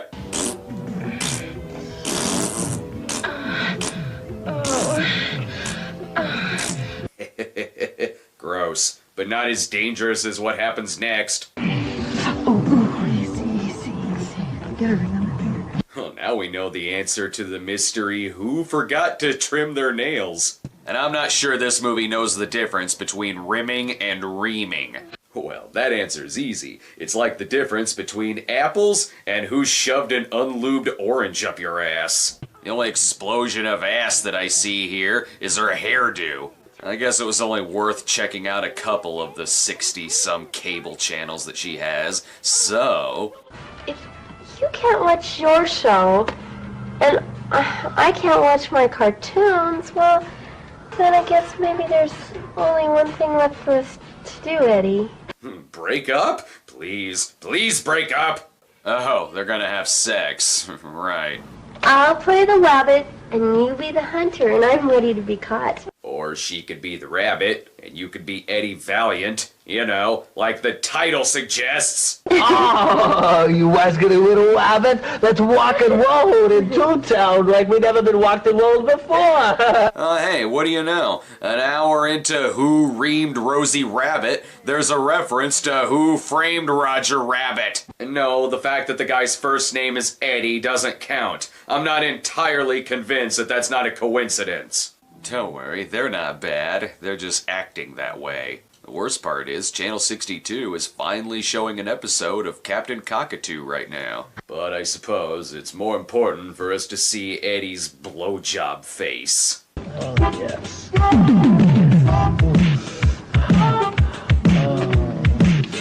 Yeah, he makes the same face when he watches Muddin videos. Even the music sounds like it's slapping her on the ass.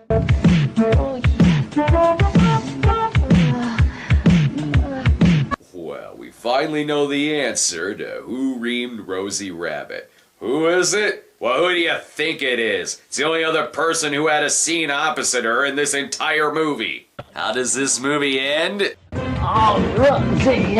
Oh, I'm gonna come.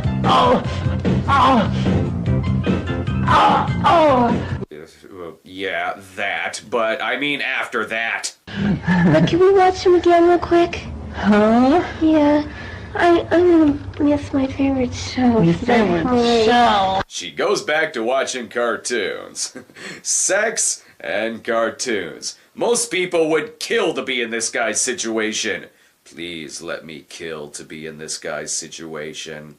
Now that the movie is over, I can officially say that John T-Bone is no Robert Zemeckis. This movie is so fucking bad that I'm changing my name to Jack Daniels. Though I should commend them, they've made a porno spoof that is in no danger of ever making someone laugh themselves to death. Naturally, there was just too much mystery here for one movie to handle. That's why there's a Who Reamed Rosie Rabbit Part 2. Look, it's nice enough to actually spell out the word 2, just in case the audience doesn't know what numbers are. But director John T-Bone, obviously too tired from filming people fuck on the couch, sat out the sequel, which was directed by, Good. I feel that I'm in much better hands with the movie being directed by the star of Filthy Talkin' Cocksuckers 3. And look, one of the actors is literally named Charisma. That's more than I can say for the so-called performances in this movie. If you want to see the movie, don't worry about spending too much on the VHS. You can easily just watch it online. Look at that still shot. I just can't picture someone thinking to themselves, wow, what's this? I really need to jerk off to this. But maybe that did happen, since over 400,000 people have watched the damn thing. If I want to see a video of someone talking about the porno that they're watching, I'll stick with, I don't know, someone who does that sort of thing. Oh, what's wrong? You don't remember Who Reamed Rosie Rabbit? Well, perhaps this voice will help you out. Oh my God, what's educational about mice stomping cats or hunters chasing rabbits? Yes, as you can see, the movie was exactly like Who Framed Roger Rabbit. The movie was made back when all you needed was a porno spoof title, and that's it. The movie itself had no spoof factor in it whatsoever, and it wasn't even a good mystery. The first movie already answered Who Reamed Rosie Rabbit. It was the only other guy in the scene. You know, the guy with this voice. Jeez, Rosie. Why did I have to come all the way over here just to watch friggin' cartoons all night? Yeah, page 62 over here on channel 83, you've got the Scholastic channel, the basics of human relationships. And look over here on page 62, you got on channel 82, the Frisky channel, look. Eddie doesn't sound like a movie character. He sounds like a character who should be popping up in one of my reviews. Snob!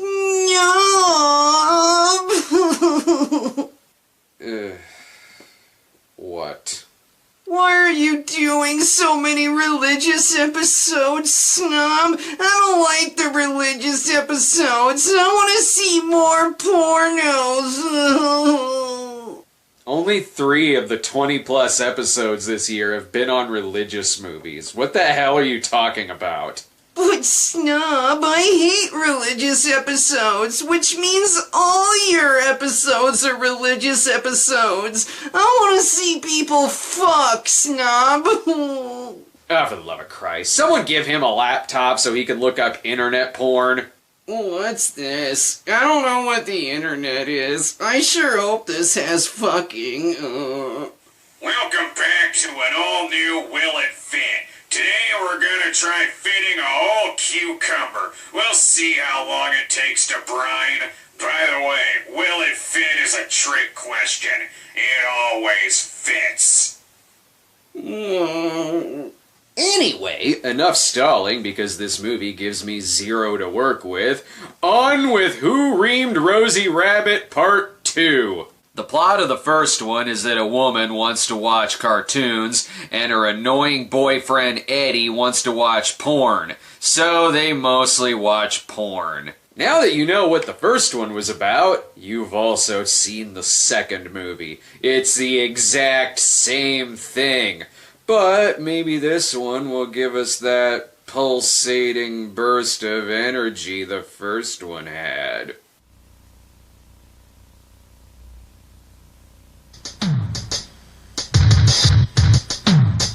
Ugh, that's Windy City levels of excitement. Only this movie severely lacks the Saul-menacing, because fuck Saul! Good to know the movie doesn't trust its audience to know what numbers are, so they spell out the word 2, making it the Pet Sematary 2 of porno movies. But they did get the entire country of China to star in it, so that's something. The film is directed by and starring the late porn actress Aja.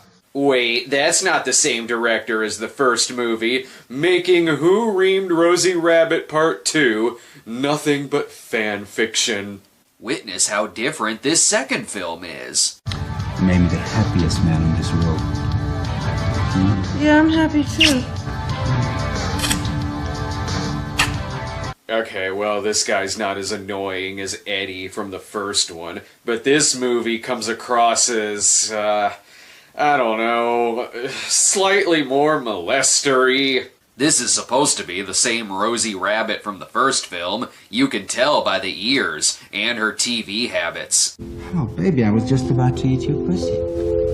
And you want to watch Scooby-Doo? Please watch Scooby-Doo! Yep, same as the first film. She wants to watch cartoons, he wants to watch porn, so they watch porn. You? What are you doing here? I was looking for the gas meter. Ain't it here? No. Get out. Oops, I dropped my towel. Wow, these cuts sure are premature ejaculating. This couple is a match made in heaven. They both go around with bunny ears for no reason. And then he does housework and leaves. But let's wait for the reviews. So what do you think of that? It's boring. Right, there's not a single person dressed as Dickachu. Will anything get her in the mood? Hey, you know what would get me in the mood? Scooby-Doo would get me in the mood. Okay, well now you're the one with the problems. Soon she recognizes herself in the porno. Oh, so everyone with bunny ears looks the same?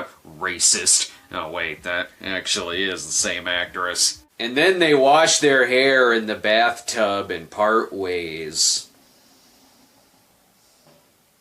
It really sucks this was Powers Booth's last movie. Best call in a doctor for Rosie. Well, look at her. This is the third Saturday in a row. And all she does is sits there and watches them damn cartoons. I don't know what to do, doctor. You could date someone who isn't 12. Turns out Rosie is bored of sex, and the only thing these two can do is try to out John Derek each other. Now the cure for this, though it may be dangerous, is to subject her to severe pornological re-education. Right. And personal visual stimuli. What does that mean? It means I want her to watch me fuck. Well, so much for this being a PG-13. This movie has more rabbit ears than the TV I have my Atari hooked up to. I'm not sure this is a real doctor. He just wants a place to fuck where his wife won't find him. Whoa, she takes the ears off. You mean she's not a real rabbit? I don't think this movie is interested in providing a good mystery at all. Then the doctor leaves and they watch more TV. God, how many times can they rerun this same movie? Maybe Who Framed Roger Rabbit is on TV. I sure hope so, because at least then you'd know what to spoof. It could be worse. They could be watching someone stuff food up their ass. Let's just get that meatloaf stuffed in there. Remember the motto of the show, folks. If it tears, it still fits. Anyway, so they watch more fucking. The twists and turns of this movie are immense. Look at how enthralled the leads are.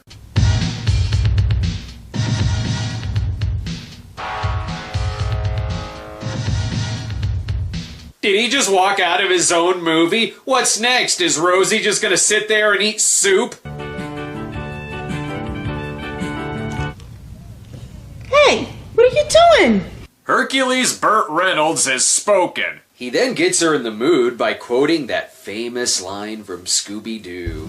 Yabby dabby do! Yabby dabby motherfucking do! Close. I never thought I'd see a porno where it's Hanna-Barbera getting fucked. And then we find out who reamed Rosie Rabbit Part 2. Spoiler, it's not Judge Doom, and it's not this creepy guy in the mustache, because no one gets reamed in this film. I guess this is the end of Rosie Rabbit 2. Here I come to save the day! Also not Scooby-Doo! This movie is so quick to end, they forgot to put the part 2 in the title. Even the movie knows it's the exact same movie. And that the editing was a bummer. The average script length of a Cinema Snob episode is about 8 paragraphs. This episode, 3.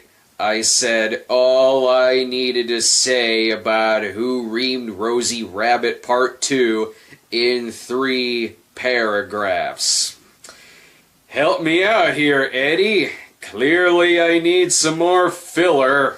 I'm here in Tornado County, USA for the most dangerous episode of Will It Fit yet. I don't get it. Is he trying to stuff a tornado in his ass? I don't understand today's porn. I couldn't do that. I'm no actor. Well, the results of this week's Patreon poll are in, and between Sex Trek and Sex Trek, the winner is fucking Windy City? How in the hell did that happen? Just kidding. There was no Patreon poll. I'm talking about Sex Trek. Which, by the way, isn't even the full title of the movie. This 1990 porno spoof is actually called Sex Trek: The Next Penetration. And given that it spoofs the original series, I can see why the title references The Next Generation. This movie isn't a follow-up or a spin-off to anything. What in the hell is The Next Penetration referring to when I don't even know what the first penetration was? If this is a spoof of the original series, then it should have just been called Sex Trek. And there should be a special edition which uses CGI to make their penises blink. Look at these effects. You can see the hand moving the ship. The ship, which clearly is a back massager. Okay, so it's a futuristic porno movie in space. How long until a planet Uranus or a 69 joke happens? Captain's log, starting 6969.9. Our current course has taken us to the planet Uranus in search of intelligent life. 5 seconds! It took 5 seconds to reference Uranus or Uranus. And I'm sure that's the only ass joke in the movie. However, there's a very, very high methane gas content. It's Uranus, so that must mean the planet farts a lot. Meaning we got one smelly fucking planet down there, Jack. I'm talking about smelly with a capital P-U. I get it. The planet's an ass. Can we move on to, I don't know, the characters' names? Standard orbit around Uranus, Captain. Hold your distance, Mr. Screw You.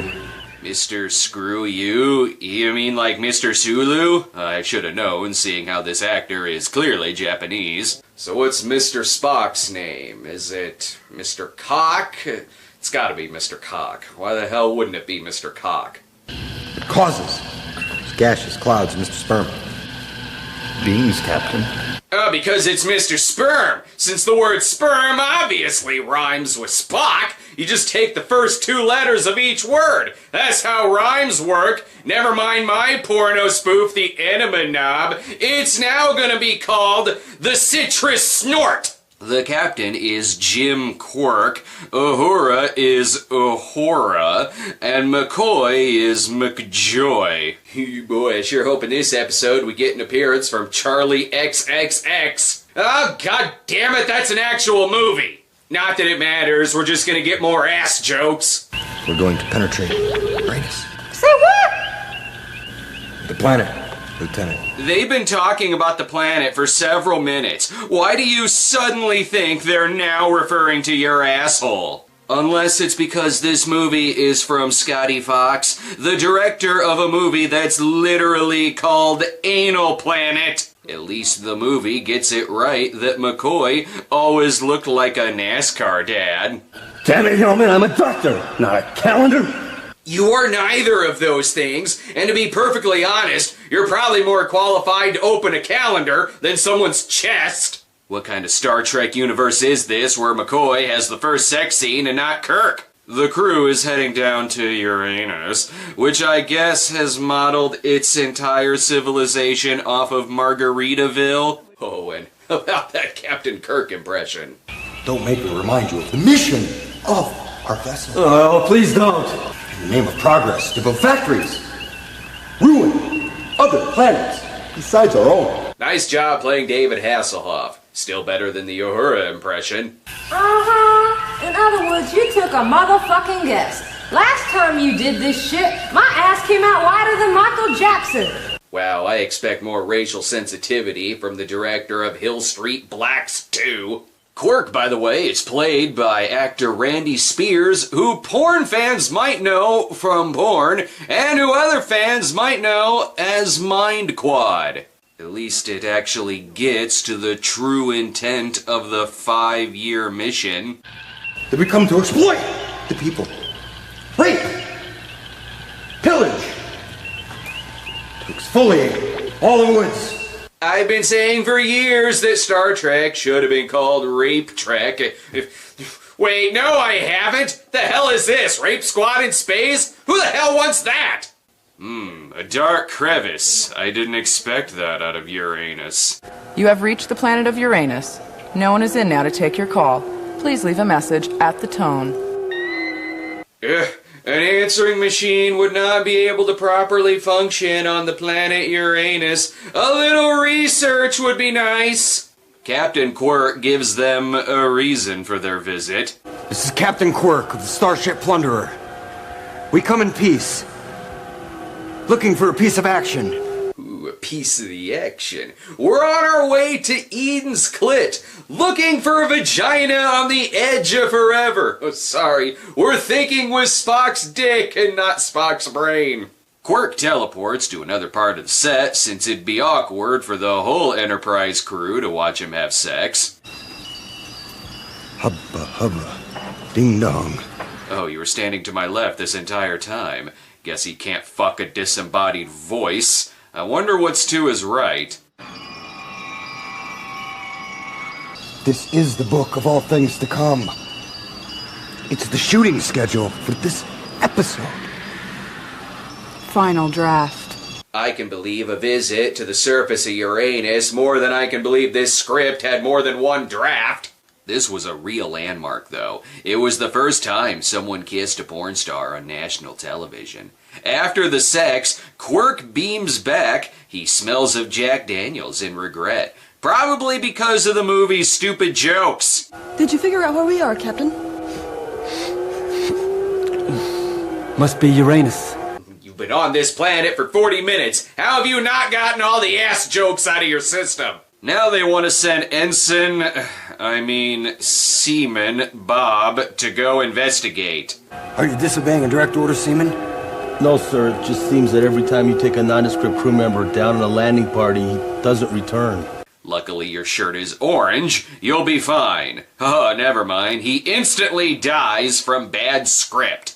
Or he took a cyanide pill to spare him from Uhura's insufferable dialogue and questionable line delivery. Bob's death is a fine indication what I'll be biting the big weenie pretty soon. And needlessly to say, none of us want that shit to go down. So we all imagine the dude's still alive. Why even go for a second take when the first one was complete perfection? Here's one dynamic they get right. Spock and McCoy fighting. Dr. McJoy. You medical malpractice black hole, you. You're quite close to being nerve pinched to within 122 meters of your life. These two have the best sexual chemistry in the movie, since I'm sure the Vulcan nerve pinch is just a hand job. Unfortunately, they can't teleport back up until they locate the planetary receiver. Receiver? So now they're literally looking for an ass? Well, the movie did warn me it was about asshole people. Rumor has it that the inhabitants of the planet are asshole people. So that's the planet that keeps leaving comments on the Midnight Screenings Ghostbusters video.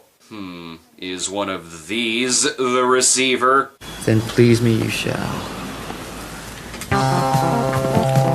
Well, I guess you don't have to answer me right now, since clearly you have some receiving of your own to do.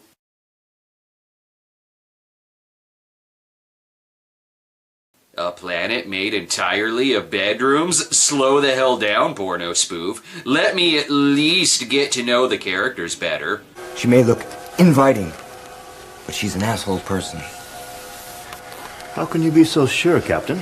Because he fucked her in the ass! And I'm starting to notice the true intent of this planet to fuck the audio completely out of sync. And if you indeed are the leader of your people, we are prepared to offer 10%. Unlike your political leaders, I am immune to corruption. Bastards! words. Now I won't know if the weird sound in the sex scene was a fart or a queef. Wait, who the fuck is this guy? It's my old nemesis, Court Rap.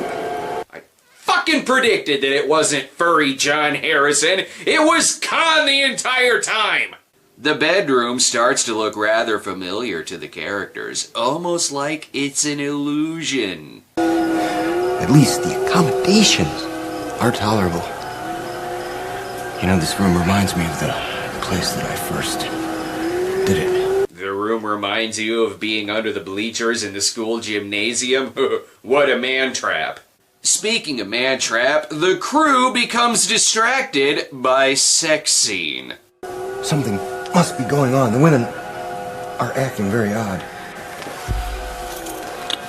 Ladies, please, we have no time for this now. Yeah, it's called gay for pay. It's a very common porno thing.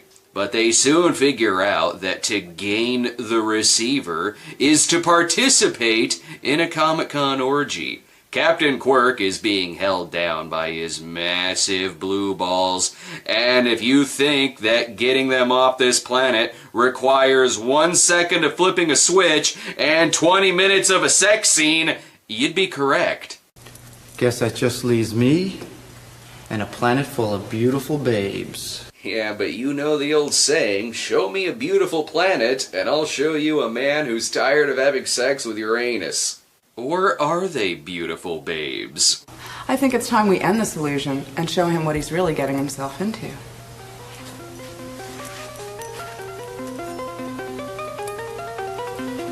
Wow.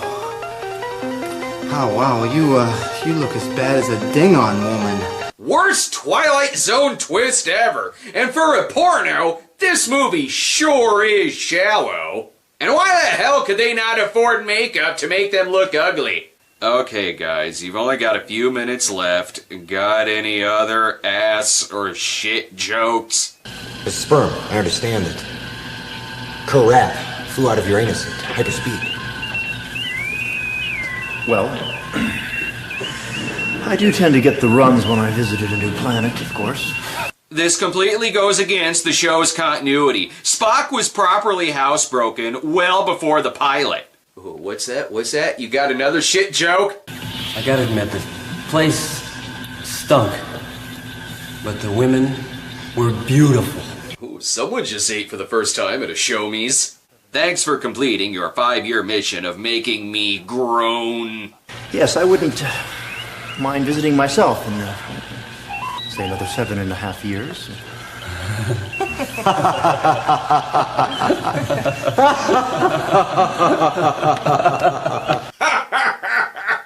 Mr. Sperm can only have sex every 7.5 years. That doesn't make any sense in this universe, because there was a sequel to this not even a year later. I expect better Star Trek continuity, given that this is from the writer of Star Trek Continues. The writer is Mark Cushman, who used the pseudonym Cash Markman. You'd think he could just pawn the screenwriting duties off to someone else, considering he wrote a movie that's called Ghost Rider.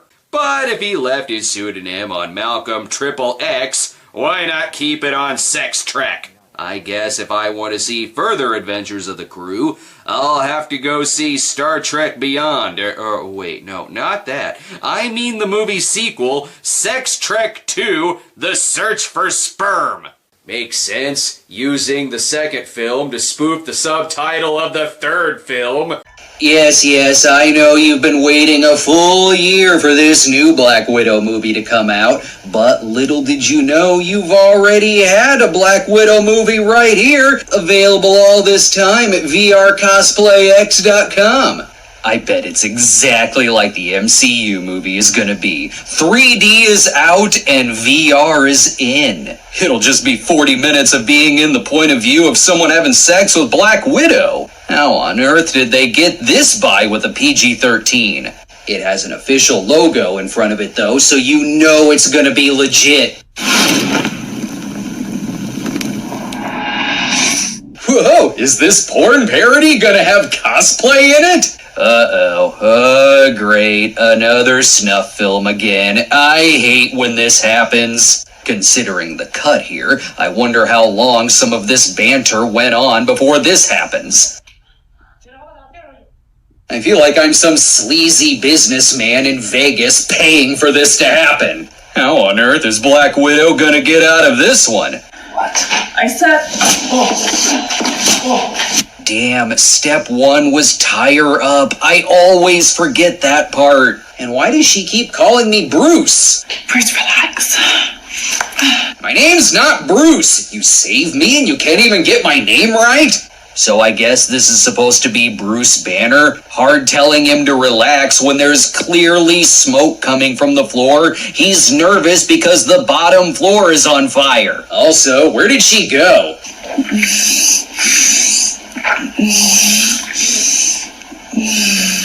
I always wanted to jerk off to a chair. Given Bruce isn't looking down at her, he's either mainly focused on bolting towards the door or finishing up his home remodeling work on putting in new windows. Okay, she's either blowing him or she found a bouncy ball in the room. On the plus side, it's much easier to jerk off to this than the virtual boy. Downside, I'm still not turned on by a chair. I'm assuming he just blinked, still not 100% sure she's blowing him. This could be as innocent as she's just tying his shoes so he won't trip when they escape. Whoa, whoa, whoa, your top just came off. Here, I'll just close my eyes again so you can fix that. Now they have a conversation. Hey you, just relax. Why don't you come and watch me instead? You're glitching again. Plus, kissing was never the best part of these movies.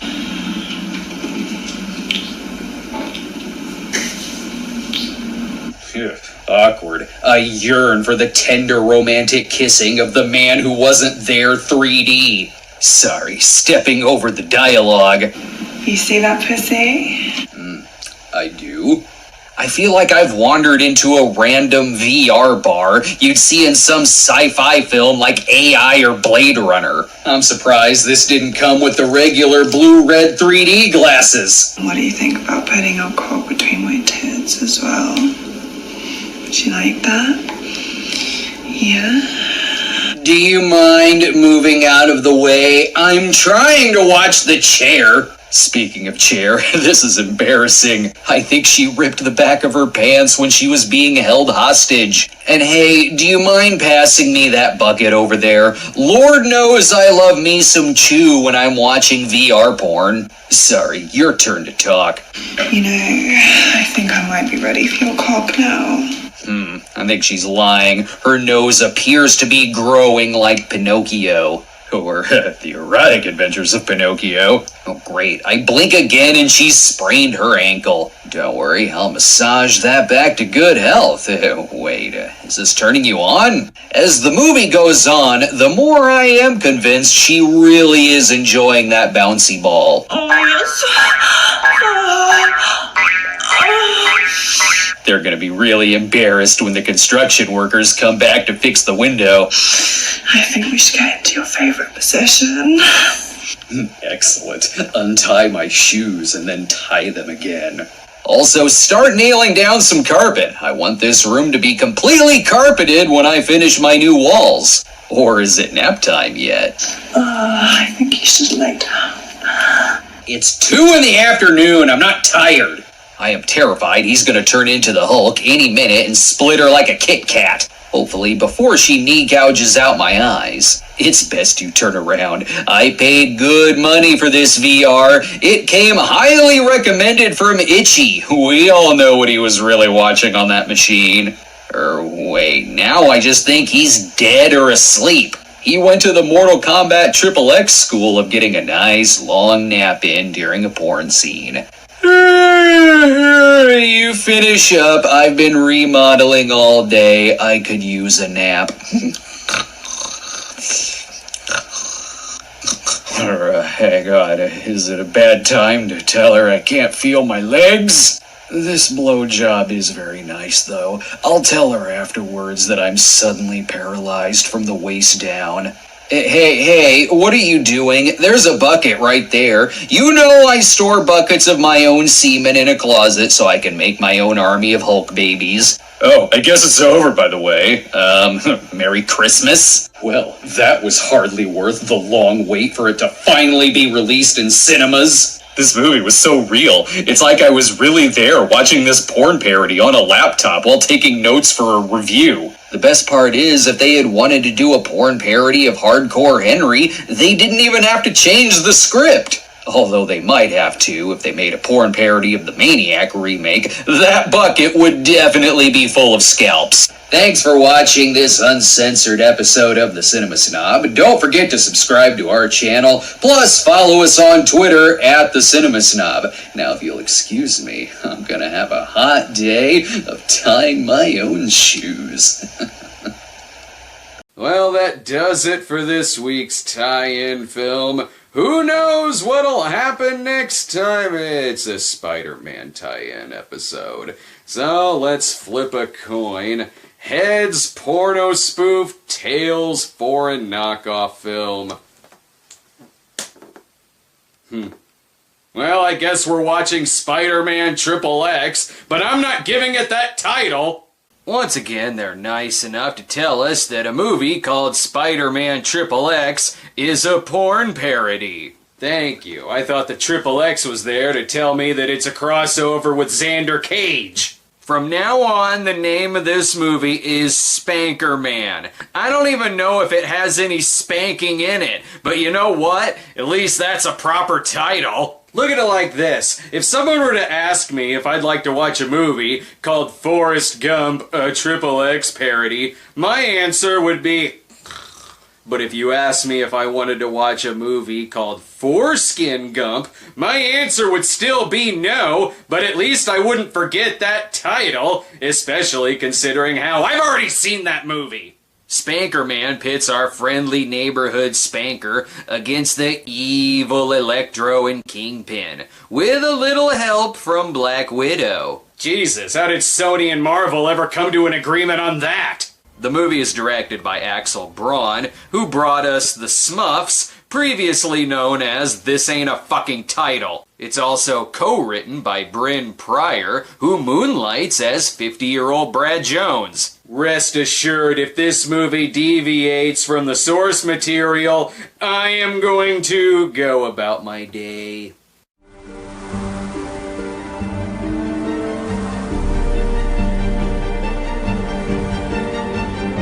Hey, you're getting your Sin City porno in my Spider-Man porno! Or is this a Spirit porno? That movie did have Nick Fury and Black Widow in it. If this guy is trying to cut off the power to keep me from watching this, then sucks for him. I can watch it on my laptop. My day will always remain sad. I guess this is Electro. Stupid opening. It should be more realistic, with Electro falling into a vat of eels. We immediately jump to the opening credits, because God forbid our lead is in the opening scene. I would read you these credits, but I'm not laying on my side. Christ, it looks like a numbers montage from A Beautiful Mind. Oh wait, this I can read. They got Peter O'Toole in it? Finally! He's returning to his porno roots! Meanwhile, Leigh Jonah Jameson really wants dick pics of Spider-Man. Ah, bullshit, Robbie! Craven tried to rid this city of a pest, and Spider-Man set him up. That man's a hero! Well, you also say that Nixon was misunderstood. Topical. Hooroo. And there's Peter Parker, just standing off to the side. Even the porno spoofs are putting too much emphasis on the villains. Peter is played by Xander Corvus, whose name just sounds like his balls drip Axe body spray.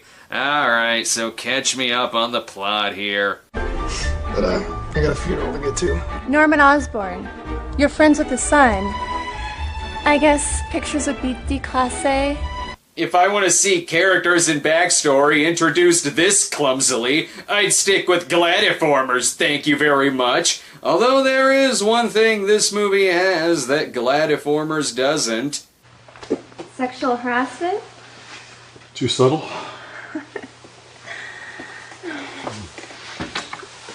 Robbie Robertson fucking Betty Black! Which is poor casting because he looks nothing like the lead guitarist and songwriter for the band. Take a load off, Betty, and blow your load right on me. Like all great pornos, it goes from sex scene to funeral scene. Gwen Stacy and Harry look so young, they look like they're about to attend their 20th high school reunion. Harry and Peter look so much alike that it takes me until halfway through a scene before I realize it's Peter. Hello, dear. How are Harry and Liz? So whose grandmother did they get to play Aunt May by convincing her this is a real Spider-Man movie? But this Aunt May is also a matchmaker. I remember Harry Osborn. Hello? Peter, don't you remember Mary Jane Watson? She used to live next door. I used to beat you up. Funeral schmuneral, time to fuck Mary Jane! And let's not forget about the most important character. Mary Jane's back in town, finishing her master's at ESU. I told her she could stay here. I expect you to show her around town. I'm guessing it's the soundtrack that's the most important character, because it's the only thing I can hear. Meanwhile, Electro fucks a hooker to death for 20 minutes. I can't show you the scene where his acidy semen causes CGI smoke to come from her stomach, so here's the gut-puking scene from City of the Living Dead.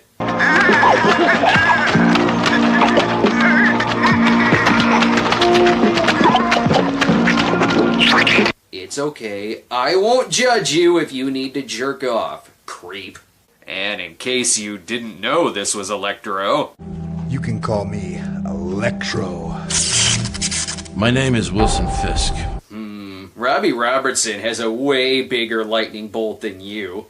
He gets a visit from King Kingpin, who wants to discuss the business of business. And wait a minute, this isn't the same Peter O'Toole from Lawrence of Arabia. I no longer feel like I'm watching a classic. Oh, hey, Spanker Man, I forgot you were in this. Are you okay? Yeah. That's not his spider sense, it's a brain tumor.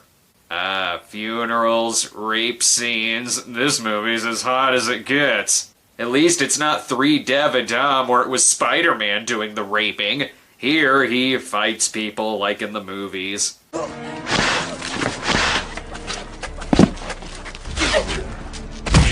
Back off, I'm gonna cut this bitch's throat. Oh! Not bad.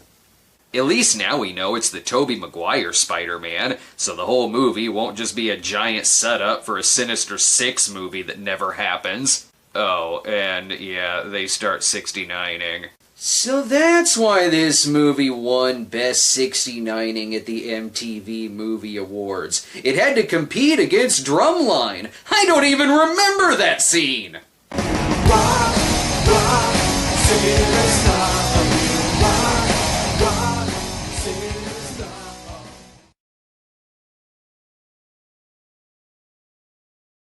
Well, this is gonna be awkward when Peter returns. Hey, sorry about that. Dazzler found my phone and security was just, hassling me. No worries. So, we got it though, so it's... He knows that you just blew Spider-Man. Meanwhile, in the dead hooker plotline... You ever thought of grounding yourself? What? You know, wrap a wire around your ankle to drain the power out, so you don't leave a trail of dead hookers in your wake. Is this movie confusing Electro with Ramrod from Vice Squad? Honest mistake. He's gotta hurry and get back into costume. He needs to look like wallpaper peeled from a 90s skate land immediately. And about those dick pics of Spider-Man! I'm like the spring. I always come back. Yeah, so does herpes. Now go do your job. Electro's back, and I need pictures of him beating Spider-Man. Well, he's got a sex tape of Spider-Man getting a blowjob. That should sell some papers. Now to track down the baby powder bandit. Someone's been stealing the town's baby powder and using it for their hair. And I think it's Robbie. Peter and Mary have a double date with Flash and Gwen. I guess they went to a movie or something. Was the girl supposed to turn into a swan, or...? No. I still can't believe I got him to go to a movie about ballet dancers. That one chick going on the other chick, though, that was hot. Yeah, it was. Hey, I know what movie they're describing. I love Frozen! This double date is really awkward. Peter hasn't seen Gwen since he killed her. Then all of the lights in the background go out, except for the stage lights. As Peter goes off to check on Aunt May, Gwen, Flash, and Mary Jane attempt a porno spoof of Ouija.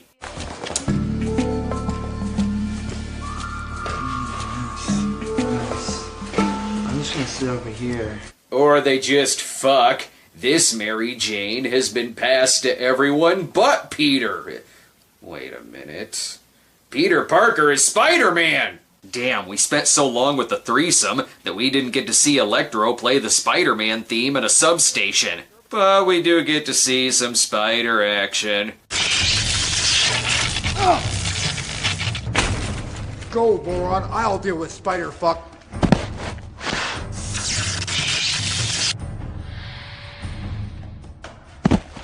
Better CGI than the 2002 Spider-Man. He defeats Electro by giving him the sex move known as the Spider-Man. You don't know the Spider-Man? It's when you have a handful of cum, you thwip it in the girl's face, shout, "You've been webbed, bitch!" and then jump out the window.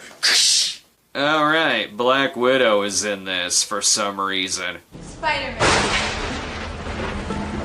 Hey, I know you. You're, Hawkeye's girlfriend, right? Alright, I forgot Hawkeye was the Hulk. They begin talking about classified information involving the real villain, Kingpin. Not that any of that matters. We all know this is gonna end with that classic meme of Black Widow blowing Spider-Man under a desk. Now that another 20-minute sex scene is over, oh my god, he found Captain Turkish America's shield! And to put it in Axel Braun terms, this ain't the only sequel baiting scene. Good afternoon. I understand you have a room for rent? Pleased to meet you. You're very kind, my dear. The name's Octavius. Dr. Otto. I could show you more, but that's the end of the movie. No post-credit scene, or any end credits in general. Just a setup for Doc Ock, who, along with Captain America, is nowhere to be found in Spanker-Man 2. That's like if they made an Amazing Spider-Man 3, and Rhino wasn't in it. Or Spider-Man. I guess this is a good tie-in with Spider-Man Homecoming. It did have a home in it, and it did have coming. It's nice to be back to doing tie-in episodes on the week that the movie comes out. Because of the 10th anniversary episodes, it threw off my schedule so much that I've been having to do the tie-in episodes on the Monday after the new releases. And there's been so many goddamn blockbusters this season that it's taken until now to catch up. Well, I've got time to kill, so... What are your thoughts, Eddie from Rosie Rabbit? Snob, I don't like the porno spoofs anymore. They're just low-hanging fruit. Go back to reviewing Oscar contenders like slasher films and Italian exploitation films. Alright, I'll get back to the hard-hitting movies like Tarzan the Ape Man. Shouldn't you be watching your weird internet porn? I'm scared. As host of Will It Fit, I need to remind the audience not to try fitting this at home. I've been practicing power fitting for years, as I come from many generations of fitters. Now hand me that replica of the Eiffel Tower. How does he do it? I can't even fit a light bulb. I need a glass of whiskey and a fucking shotgun. Much like how the Lego Movie 2 is for someone who is severely ADD, plus hopped up on about 10 bags of sugar and 50 packages of fruit roll-ups, this Lego Movie porn parody is for pretty much the same audience, only if you're much older and also on ecstasy. You pretty much know a snob video is set in stone when your notification feed is full of images like this. I can't even feign shock at these nightmare porno movies anymore. Oh my god, that's certainly unsexy. So of course, the Lego movie, get it?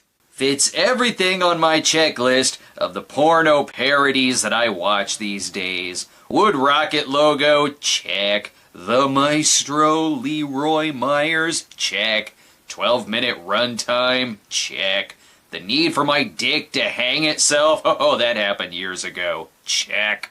Though, considering last week's episode, with Vuko co-directing this film, I probably should have checked out her other directorial feature, Cockraiser. Theme song parodies have also become a staple in these movies. Who can forget this classic?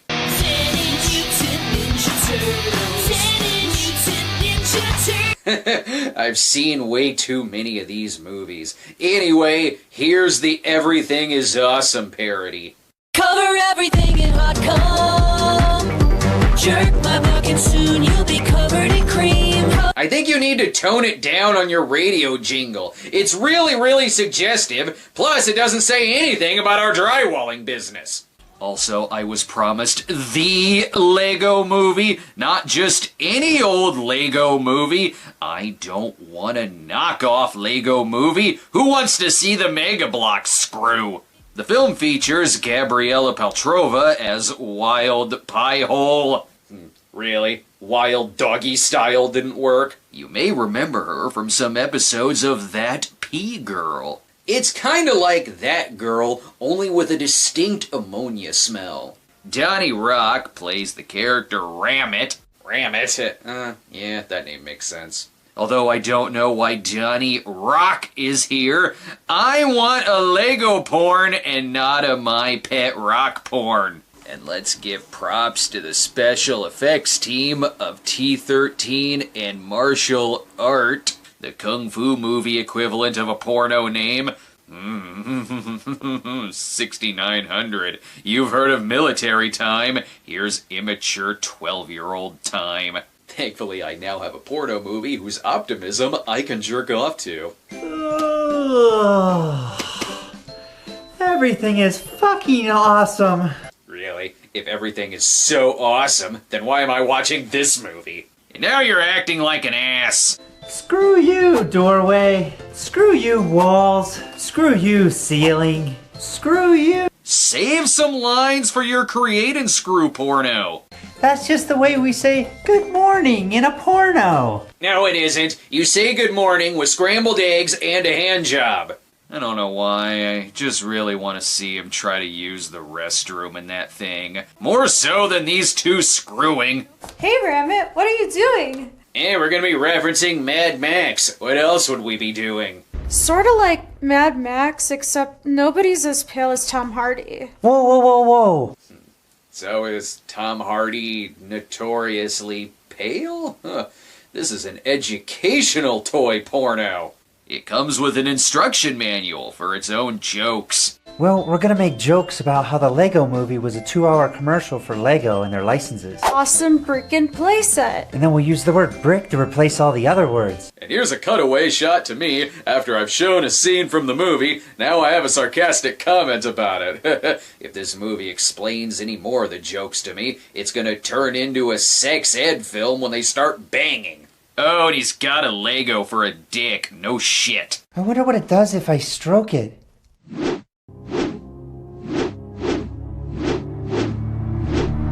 Whoa. This movie needs a nap more than Tugrats. Oh, and here's how they find out about sex. 50 Shades of Yellow. The rest of the movie is just contract negotiations, and then he spanks her with a Lego Indiana Jones box. Sure, they could have sex, but that kind of penetration does not fit the system. The system of decency! Much like the audience, he definitely needs medication to get an erection. I'm not gonna be surprised if they make an Erector Set movie. That title just writes itself. Plus, with any luck, this will get lodged in my throat and I'll die. And then they bang. No, seriously, that's what they do. They bang. Where else did you think this was going? I'm just glad they had enough leftover yellow paint from the Simpsons porn parody. Relax, people. There's still a twist in this movie. Ooh, ooh, ooh, yeah, ooh, yeah, baby, yeah, ooh. Saw it coming. Well, not really. Can't really show the coming in these videos. But I can play you the sound of them stepping on his Lego block semen. Ow! Ow! Ow! Ow! Ow! Ow! What'd you think was gonna happen when you stuffed yourselves with bricks? This is just a taste, apparently, since I can also see the extended version of the movie. Nope! Much like real Legos, it's probably ridiculously overpriced, and the cats are just gonna knock it over anyway. And besides, here in this household, we are a Flexi-Blocks family. The name rhymes with sexy, plus the pieces already have a penis and a vagina, and when I have sex with them, I don't feel the need to make a movie about it. You have the penis of resistance. What's that? There's a new King Kong coming out. You know what that means? It means I gotta watch a King Kong porno. Because in a world where 4 E.T. porno spoofs exist, it's a fucking given that there's a King Kong porn. King Dong is a 1984 porno film that doesn't have a title in its opening credits, which could maybe have something to do with the fact that sometimes it's called King Dong and other times it's called Lost on Adventure Island. Why would you call it that when you already have a title like King Dong? Lost on Adventure Island doesn't even sound like a porno. It sounds like what happens to my grandma when she tries playing the Adventure Island games. The plot is what you would expect. There's a boat wreck, survivors washed ashore, and yes, there is some ape-like activity. So let's see what those people were in for when they went to the video store with the thought, I want to see King Kong, but with fucking.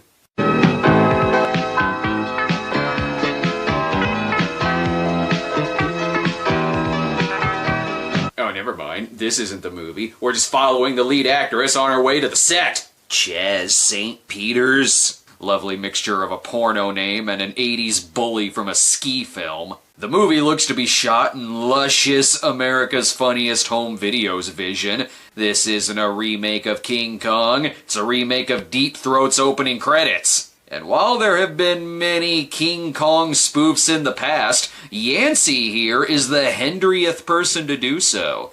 This is Anna, who still lives with her mother. Why can't you take her for a couple of months? She's your child too. Just because we're divorced doesn't make you less responsible. You need some privacy or something? Even Anna is like, do you mind? We're filming a fuck scene here. Just what is the age difference between these two? I don't like expecting a lesbian scene, only to find out one is the mother. I gave you a beautiful necklace. Why are you always wearing that when your father gave you? I love Daddy. You divorced him, I didn't. She may be getting a pearl necklace by the end of the film. Thank God the cameraman is filming under the motto of who needs faces, so long as we at least capture the drama. I am not going to be tucked away in some prison camp while you have affairs all over the Mediterranean. Stop stealing from the Dynasty porno! And just how old is Anna supposed to be? They're treating her like she's 12. I just turned 20 and she still treats me like a child. I can't go to my father. He just started enjoying his divorce. And she just discovered her narration powers. Her friend Alex has a boat to take them all away to escape their family drama. God, let's sail away, Alex. How far will this boat go? All the way around the world. Yeah, let's sail to the South Pacific. Wait a minute. That's not gonna solve the problem. I'm gonna have to see these people's privates, aren't I? This is where we play porno movie or opening to a violent shit film. Careful there, movie. You're all over the place with this plot. You're losing focus. You can't wait to start fucking. Do you have to do that in front of us? What kind of movie do you think you're in? Cue the boat sex.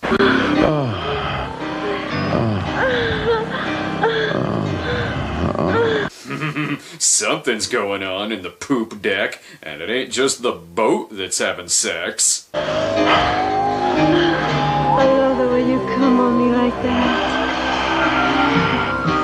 The sun likes facials, who knew? By the way, I didn't cut anything out here. It's a porno film that had an off-camera sex scene. It really paved the way for PG-13 slasher films. Alex puts Anna in charge. He has the look of a creepy assistant soccer coach who gets too friendly with the cheerleaders. I'm sure Anna can pilot that boat fine.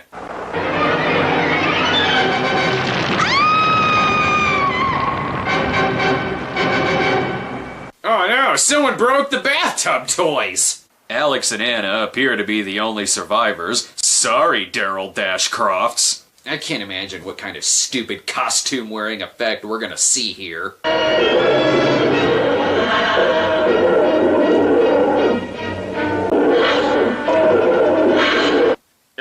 That's slightly more ambition than I was expecting. I didn't know the movie took place on Harryhausen Island.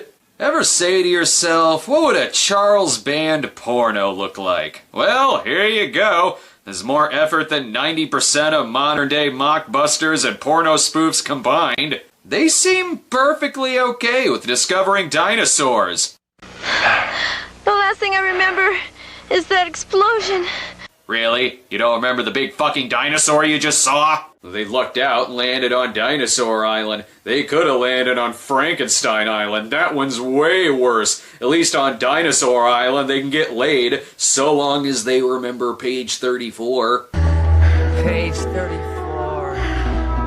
Page 34. Uh-oh, the fog has drifted in from the Conquest set. Better film this fast. Well, there's something you don't see every day. Hurry, you gotta help the director. They're stuck. I'm not joking. That's the director inside the suit. And where the hell is King Dong? If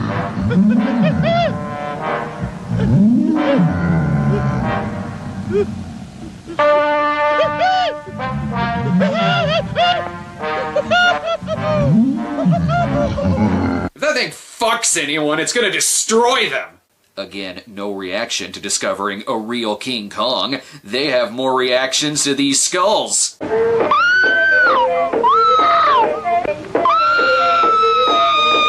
She just found out that head is gonna go down on her later. Great, now a group of savages are chasing down contestants from the Island Drag Show. Maybe they're not too savage. I mean, they do have an outhouse. Sure, someone is having sex inside of it. And I'm fairly certain that thing is gonna end up in someone's ass. Hey, do you mind? I gotta take a crap! Hurry up in there! Pardon, excuse me. This is the dog fucker set, isn't it? Ugh, when the porn star's dick isn't as big as an arm, just go down on the arm instead. Who knew there'd be actual adventure in a movie with adventure in the title?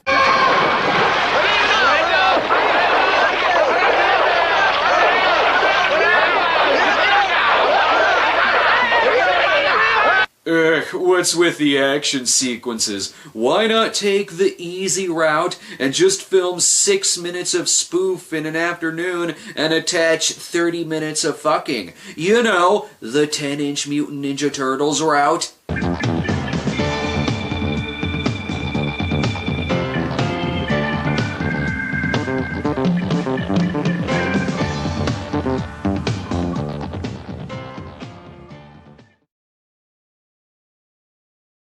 The movie even has snakes. Say there. At least the snake is a gentleman. Bad Touch Clyde pops in, and you guessed it, Bad Touch Clyde, but with lovely scenery. Those are magnificent! If you think those are magnificent, wait till you see what boobs look like. Soon they find out their friends are still alive, but who knows where they are. Just ask the kid from Easter Island from the Critic, he probably knows. I've seen enough Joe D'Amato movies to feel instantly worried when a horse shows up. Perhaps these ladies can help them. Boy, you're the first... Quiet, moron! You have trespassed into Zana land. I don't understand your native language. They throw Alex in a prison made up of old newspapers. Here, moron. Put this on. That's the only word anyone taught you, isn't it? While I'm busy being impressed by the establishing shots, it follows it up with something I don't want to see. Show me a monkey dick instead, please. Or more lines like this. And get that thing hard before I cut it off. I get the point. I guess I better get it hard. Please, cut his dick off. I'll loan you my scissors. It seems their plan is to have Alex help populate the island. Where's Alex? What have you done with him? The moron at this moment is populating the city. He's what? Populating the city. That's what morons do. Morons contributing to overpopulation? That sounds about right. Say there, ladies, let's break out that sexy talk.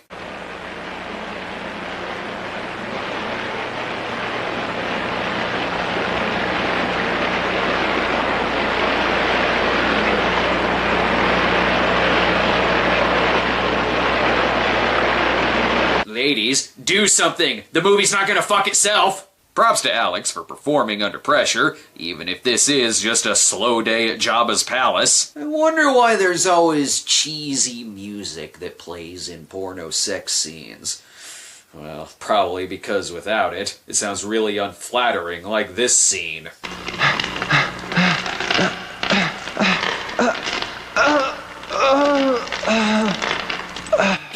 God! Go back to calling people morons! Keep walking, moron. Oh!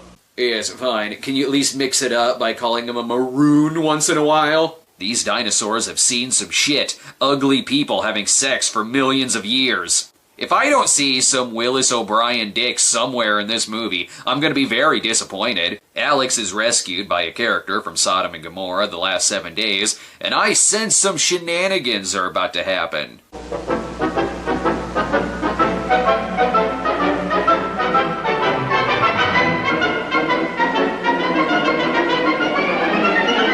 Whimsical Saturday morning cartoon music is not the best way for me to get an erection. I mean, it's one way, but it's not the best way. Neither are these back and forths. What are we stopping here for, buddy?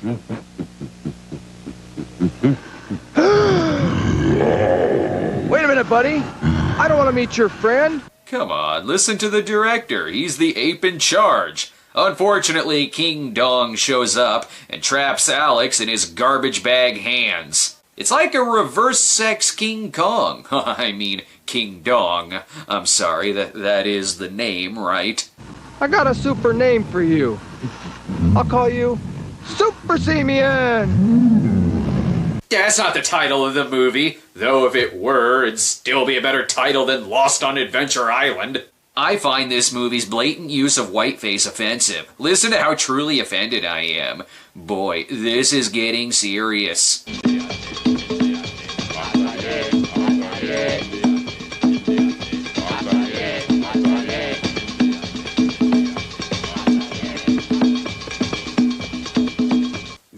Why the hell are you padding out a 57-minute movie? It was a choice between acting in this movie or in Umberto Lenzi's Eaten Alive. Plus side, no animals were killed. Downside, seeing Alex's dick. I'm tired of seeing human dick. I want King Kong dick like I was promised.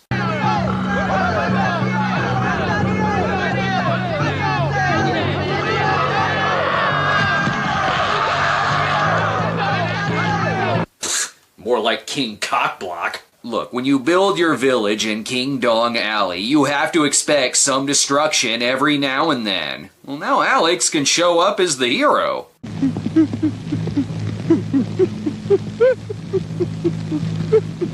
I'm not warming up to Alex. I'm not warming up to Alex at all. He's starting to creep me out.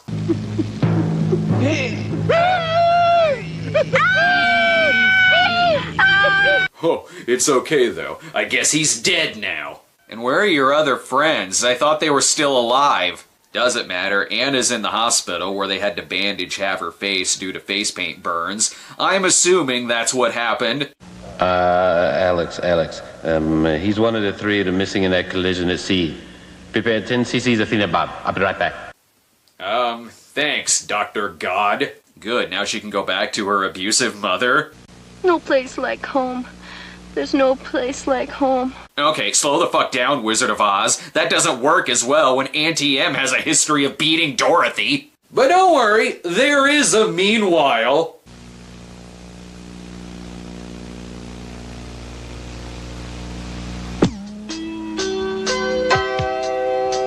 Well, That was worth the meanwhile. Guess the island wasn't a dream, but if that's the case, how did they get off of it? I mean, I know how they got off on it. I'm very saddened we didn't get to see stop-motion ape fucking. Just saying, would it have killed you to have King Dong fuck the dinosaur?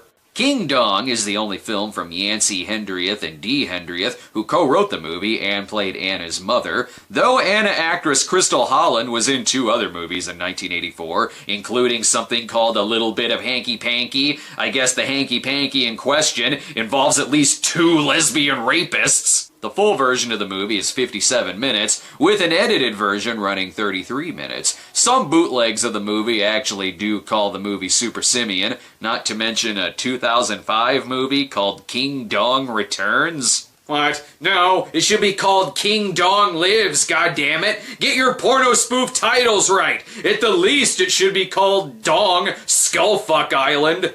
Unless you're referring to John Holmes as the Return of King Dong, in which case, yeah, that makes sense. But I doubt it has anything to do with the 2011 documentary short called King Dong, or someone named King Kong Dong, but it might have something to do with Dong King, who appeared in the classic Chocolate Lovin' Cocksuckers. Ooh, I bet it has black dick in it. As for King Dong, if you want something that's less ambitious and with minimal spoof and about 90% fucking, plus with an already short film running time, don't worry, we will be watching a Power Rangers porno sometime this month, so there's that. It's about time a movie like this happened. After all, it's one thing to tell us about a planet made up entirely of apes, but this movie speaks to everyone's demands of we want to see 'em bang! Playmate of the Apes comes to us from the distant past of 2002. Wait a minute, that means this'll most likely be a spoof of the 2001 Planet of the Apes, which means the vagina makeup will be top-notch, but nothing else will be. The box cover tells us that the movie is from the creators of the Erotic Witch Project and Sexy Scary Movie, but it fails to mention the most important piece of information, which is that director John Backus also brought us the bloody video horror that made me puke on my Aunt Gertrude. He has no business making another movie until he tells me who in the fuck is Aunt Gertrude. There was no Aunt Gertrude in that film.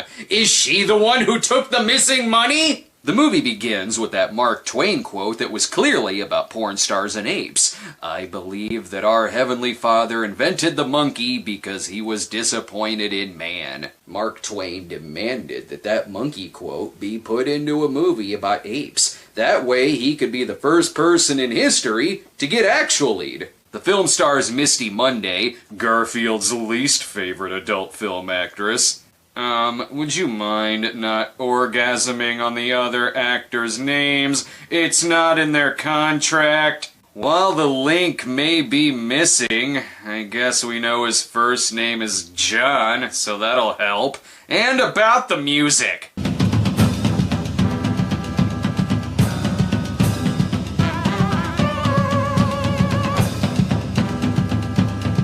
You idiots, you're accidentally using the Super Nintendo theme instead! The film is written by John Backus and several people who aren't important enough to have their lettering be as big as John's. I would look up the other writers, but I can't with Spider-Man silently judging me for being on an IMDb page for a porno movie. So, as we see arrowheads flying through space, our hero is asleep, while the others are frozen in giant sticks of Big Red. Hello, I'll be your Brigitte Nielsen for the movie. Now we have truly become the first nation to send hot lesbian action into space. Unfortunately, the captain was jerking off, so they're about to crash. Oh, shit! It was Chris Pratt. He was worried he was gonna die alone in space without ever watching softcore lesbian porn again. Here, this planet right outside the window will work. Ah, great. Another human spaceship crashing to our planet. It's a planet of ape costumes! Now that they've crashed on planet Crystal Lake, time to point fingers. What The hell is going on? What happened? The capsule opened early. Oh, sure, Lieutenant Fornication. That's why you guys were ass naked and kissing. Misty Monday is the first porno spoof actress to ever talk sense. Now let's put our masks back on. We might die if we take them off. Wait. This movie was made during that trend where people made their own duct tape shoes. Or is that tin foil and her feet are baked potatoes? Speaking of baked. I'm gonna die out here. Need penis? Submitted for your approval. A young softcore actress on a planet with no Cinemax. But thank God the BC comic strip still exists. Oh, never mind. It's that shitty Ringo Starr movie. You can have the man meat. I'll take the clams. Unfortunately, they're captured by college students in ape masks. It's good that the actresses are completely naked in this forest scene. I like knowing that my adult film stars now have tics. I sure hope they get away.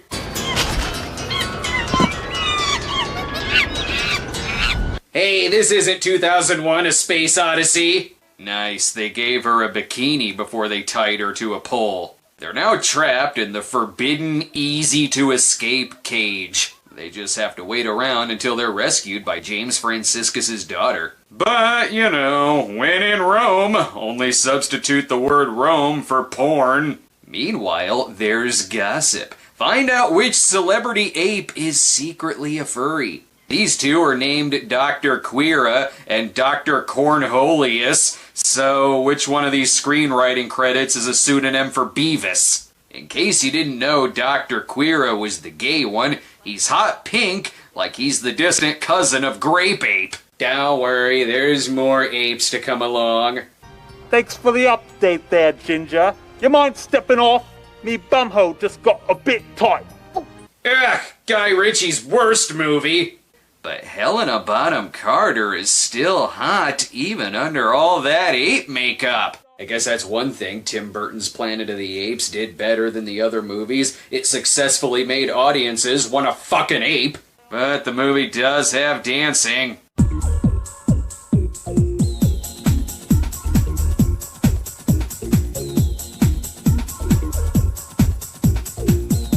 Unfortunately, it's a soft-core dance scene, so no one does the hustle. Why show more sex when we can just cut to this PC game? Ew! Uvula? You just had sex with someone with the mind of a child! No time for that, more music.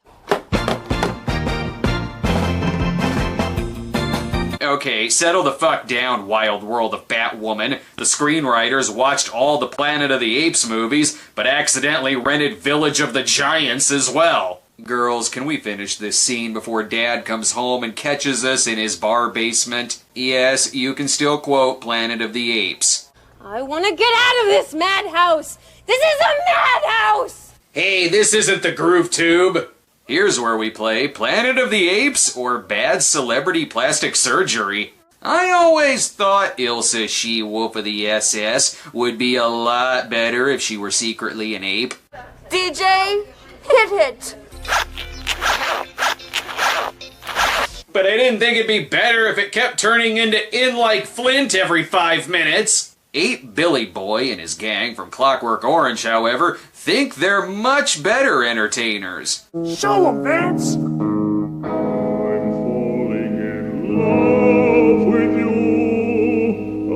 This is why you don't film your porn in a basement bar. One thing will lead to another, and then we'll break out in softcore karaoke. And like real karaoke, it's gonna get no one laid. These humans can't dance a worth. Because you can't sing for shit, you damn dirty ape. Fair enough. Oh no, they cut out one of the girl's brains, which ironically probably made her smarter. Oh, it's Earth. Whatever. Time to survive. In Russia, we use our bodies to keep us warm. You heard the lady. In order to keep warm, no need to put on more clothes. Just fuck.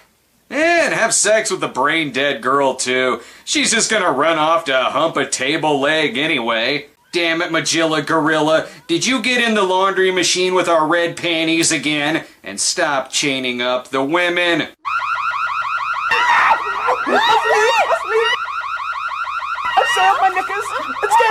Relax. That just means someone set the record on the punching bag game. Get out of my face! Come on! We gotta go! Move it! Or it also means orgy fight going on outside. Easy there, Chief. Hold on to that mask. I know you can do it. Uh-oh, I know this reference. It's when they enter the sign put in during post-production zone. That's nothing compared to the superimposed Statue of Liberty, whose ground moves because they couldn't keep the camera still. You murderers! Damn you all! Damn you all to hell! Oh, damn, that guy seems stressed. Who the fuck is he? Besides, this is hardly a twist when you've already shown this image earlier. The monuments here are much more two-dimensional and smaller and closer together than I remember them. They had to go with the blowjob Clinton monument. It used to be a statue of Trump getting pissed on by Russian hookers, but a group of Trump flakes shut it down. But the important thing is that they stick to the plot of Planet of the Apes. You think perhaps I could have a lemon wedge, please? See? I know my favorite part of Planet of the Apes was when Taylor visited a lemonade stand with his new ape friends.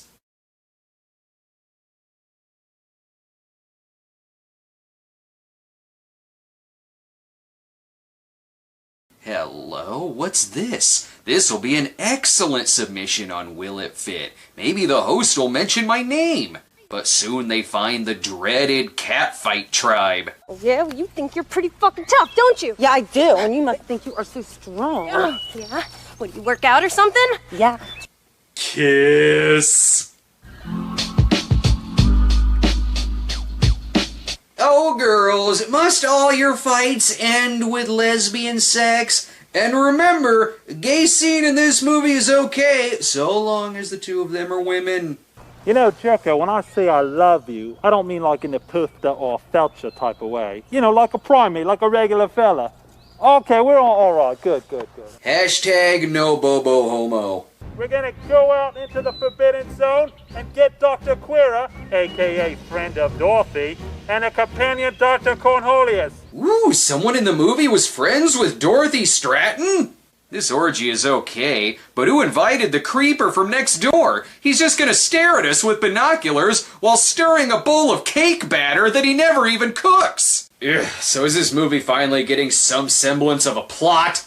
Back in the jungle, hard as wood, spread my legs for the humies in the hood, bust my ass and my rhymes, hang with the apes, telling them no lie. No, because apparently the alternate title is Patting of the Apes. Not even Skitch can save this movie. Hey, eyes are up here, woman, girl, child.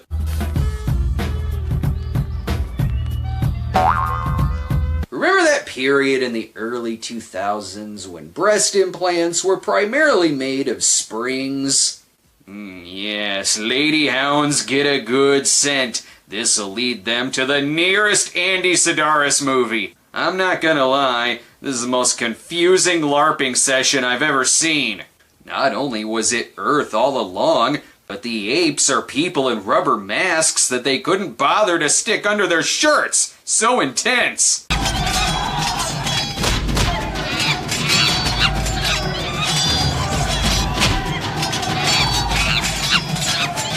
John Backus has moved up since that Aunt Gertrude movie. Back then, he was just filming stuff in his backyard. In this movie, he's filming stuff in the woods a couple miles away from his backyard.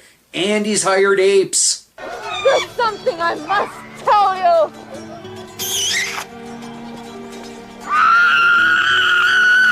This is neither the time nor the place to fuck a lady ape. Way to use all of your surroundings to your benefit there, guys. This couldn't possibly get any more stupid.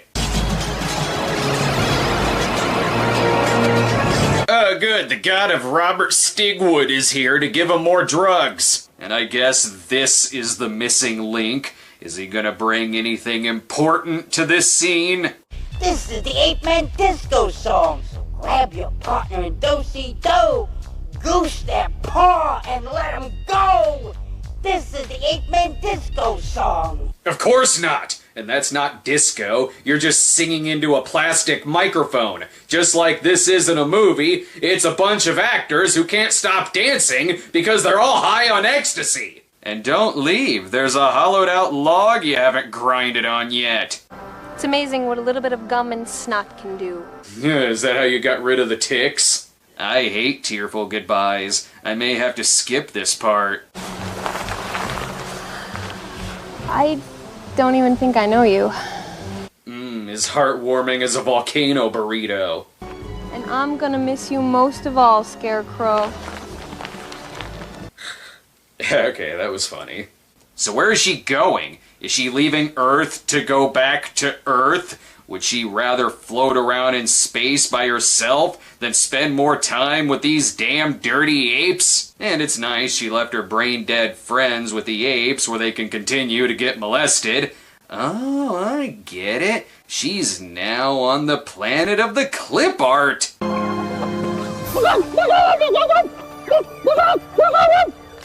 That's not what she meant when she asked to go to the planet of the cocks.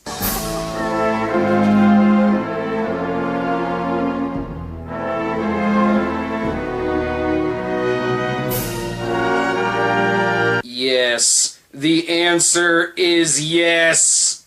Still made more sense than the Tim Burton movie, and this film had better use of the damn dirty apes line than when they crowbarred it into Tom Felton's dialogue. Well, one thing is for sure, when you compare Playmate of the Apes to that Aunt Gertrude movie. So, I don't feel like doing this, man. I just want to read, alright? Why don't you take care of this guy now, I'll take care of the next guy. You know, I fucked your mother several times, but that's no excuse for me to be lenient on you. Hey, what was that? In this film, there's not a staticky TV sitting next to the microphone for the entire thing. Playmate of the Apes should be studied by every film student. When you run out of spoof material in the first 5 minutes, just have your actors dance, fuck, dance, sing, fuck, and sing. It's riveting, I assure you. It's so fucking riveting. The movie feels so dated that I can't believe it's not called Apes A Go-Go, and it's not even a 60s movie. It feels like Bougie Baker finally got a script for a movie made, only it didn't get made until 40 years after the big blast stopped talking to each other. Even the opening credits scream, early 2000s porn or Psych Out. Why are those two things mixed? I just wanted to watch some apes fucking in peace. I didn't want to be confused. Wait a minute. This whole thing has been a porno spoof of Brazilian Planet of the Apes starring the Tramps this entire time. Wow, now that I know that, it still sucks. Well, folks, some things never change. We got a new Batman movie coming to theaters, which means I gotta do something Batman related. And the naughtier the better. I'm pretty sure a new Batman movie is always what inspired the episodes on Bat Pussy, Italian Batman, Turkish Batman, and Dickman and Throbbin. This time, though, we're going for an extra level of prestige as we're checking out the 2010 parody Batman XXX, which is a multi-AVN award winner. That's right, the Oscars may have ignored The Dark Knight, but the AVN Awards listen to the people. The film was written and directed by Axel Braun of the Braunverse. The film was also the first in a long line of superhero parodies from Vivid Entertainment, who spared no expense here, as numerous sets were built in Film Studios LA, making for some high-quality IMAX-style Batman entertainment, but after a game of quadruple chess. Gosh, Bruce, I'm stuck. Great, what's Robin got his dick stuck in now? This parody goes for some deep cuts, as Bruce's girlfriend is Lisa Carson, the woman who was kidnapped by King Tut on the TV series. Here they're getting ready for a charity event for blind and deaf kids. Please tell me there's not a sex scene there! Only they did not plan on the Riddler's ingenious plan of sneaking into their house.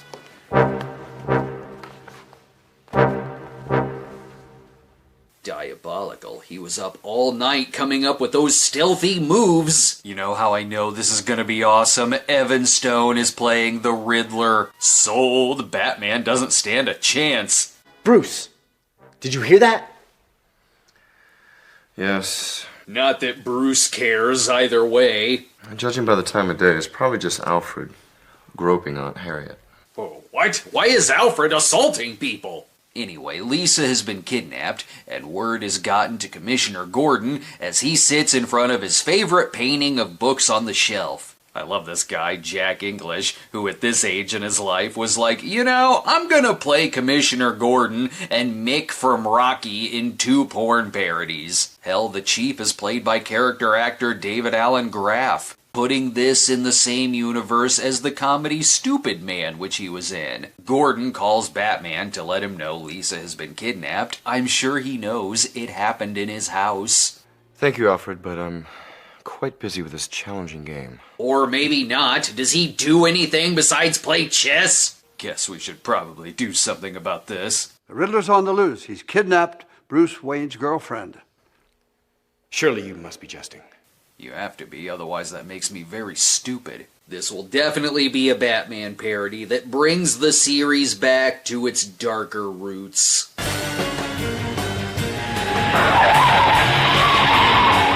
Check that, I mean swingin' 60s roots. Right down to them doing their own animated credits in the style of the Adam West series. I guess Axel's Dark Knight parody is maybe darker. I don't know what this signal means though. What, is the Commissioner horny or something? Hell, the Riddler doesn't need to lock anyone up. It is an honor to watch Evan Stone chew the scenery left and right.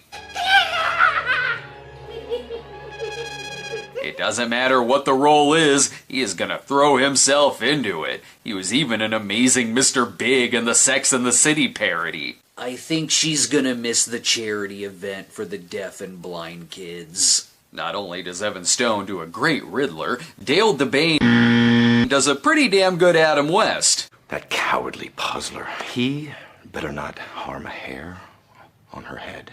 I take it you and Bruce Wayne are acquainted. Yes, they are, dumbass. They have the feeling the Riddler is luring them into a trap, but listen to Batman over Robin. He has 3 X's on his chest. Robin only has 1. That could mean anything. It could mean he's in Debbie Does Dallas or Midnight Cowboy. And when we come back, we'll find out if the movie also won some Golden Globes. Ah, Captain Q. Join me in a glass of delicious chocolate quick, won't you? Thank you, Doctor. I could use some energy. Incidentally, one of those torpedoes you fired at me was circling, and you're sunk.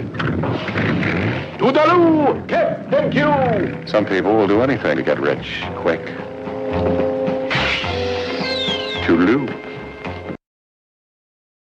This is parodying everything Batman related. Look, they're climbing up the building using Evan Stone and Randy Spears' dicks. And yes, like in the TV series, this does lead to a cameo appearance.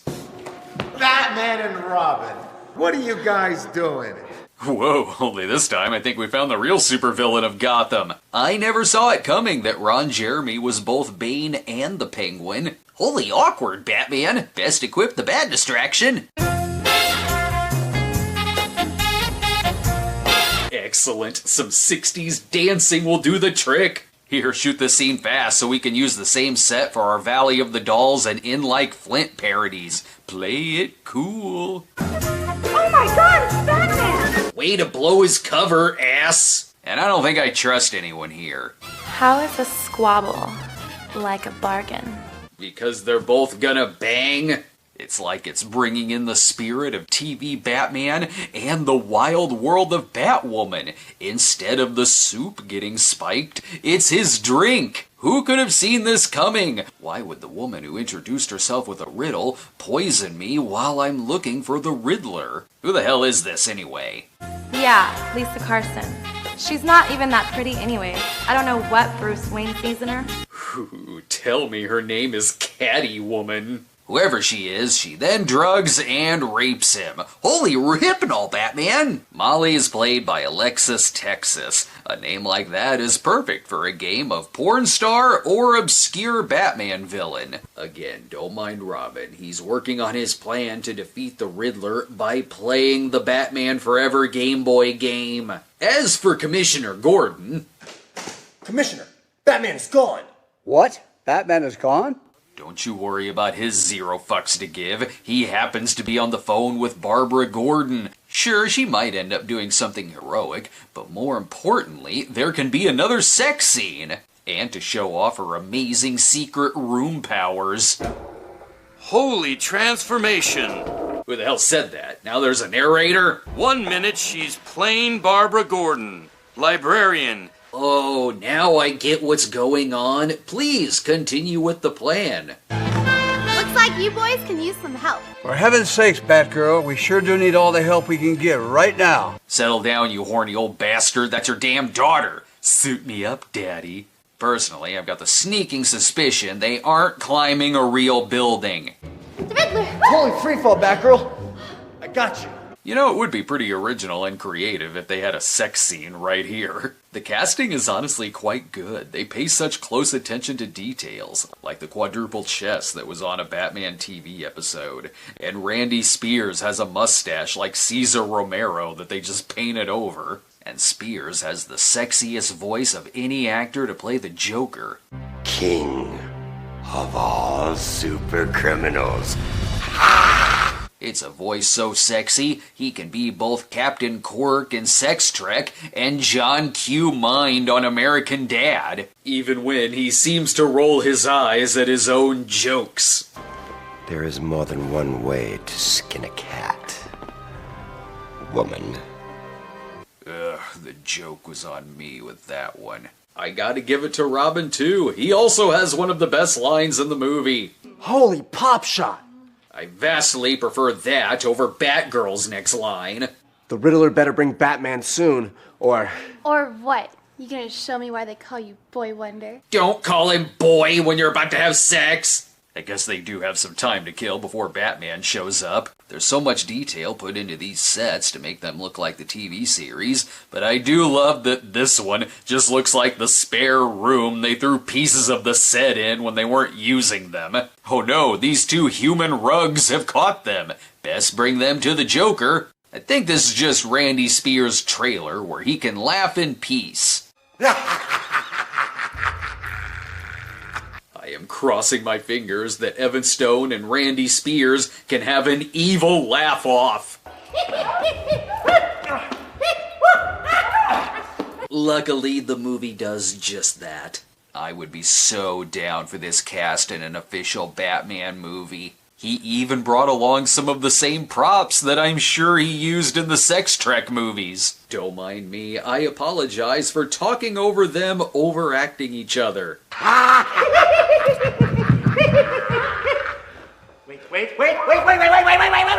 Gentlemen, please, you both deserve Oscars. I almost don't want to take a break, but our fearless Catman Lloyd needs his cameo appearance too. And now it's time for Lloyd's Out of Context 911 Lone Star Clip of the Week. 911, what's your emergency? There's like a fire, man. But don't worry, it's cool. They're all watching a Batman porno. Of course they're all high. That commercial break allowed them to come up with their ingenious plan. Catwoman simply unties them. I hope it does the same thing if they slap someone in the face with their dicks. Well, that was easy enough. We're nearing the end of our story, where Lisa is in love with Batman because she's under the impression her loser fiancé is still just playing chess. But wait a minute, how does it still have 30 minutes left when it's over? I think I have the perfect solution. Oh, Batman and Robin nail Catwoman, obviously. Holy threesome, Batman? Or to put it like that, sure. At the end of the day, they're still idiots. They let Catwoman double-cross them. Can this be it for the dynamic duo? Oh my god, how are they gonna get out of this one? I hope they don't die! Don't miss the next episode! I will definitely watch the next episode. There is no sequel. The answer to the riddle is yes. It is the end. So I guess they're dead. Though Evan Stone does return to play Batman in Justice League of Porn Star Heroes, and Dale DeBone will be Jor-El in the Superman porno. It's a very confusing multiverse. But this movie still ran away with a ton of awards, including Best Parody, Best Supporting Actor, and most importantly, Best DVD Menu. Does the DVD menu for Amadeus give you a hand job? I think not. Well, of course, this most certainly won't stack up against the powerhouse that is Christopher Nolan's Dark Knight Rises, the most perfect film in the history of cinema. A piece of art so flawless that it may as well be the Leaning Tower of Pisa. Of course, I haven't actually seen the movie yet, but come on, I haven't seen the Mona Lisa with my own eyes, and I know that's a masterpiece, and anyone who disagrees can melt for eternity in the fiery pits of hell. Wherever there's, well, a series of movies, there's a porno spoof, and in the case of Batman, we've got this forgotten piece of 80s porno fluff called The Erotic Adventures of Dickman and Throbbin. Holy tight twat, Dickman. You think she can fit both of us? Unlike all of those other adventures of Dickman and Throbbin, which were in no way, shape, or form erotic. A Jerome Tanner film? That's a funny way to talk about something that's shot on fucking Shitty-O. There's nothing wrong with your computer. There's just no music over the title card. Hey, it's just trying to get you off. Why should it have to fondle your balls first? Usually a porno pads itself out with the fucking. This one does it with the opening credits. Hey look, Amber Lynn Nicole Smith makes an appearance. Steve Drake, oh, I can't wait for him to turn out to be Robin at the end of the movie. Oh, for the last time, I don't want to see the Octomom naked. And of course, there's Mark Wallace as Cumface. That's why the production looks so cheap, because the movie was shot by a French blowjob. Though, admittedly, Hugh Mobus and Jardin Wambley do great music together. Oh boy, things are already hot. These two actors have, alright, let's get this over with, written all over their faces. Did you have a good time? Fine, Kevin. That show was a kick when Jan did that striptease up on that coffee table. Wasn't that funny, honey? Hilarious. Ha ha! Chemistry! Kevin, please. I just want to get some sleep, okay? Okay.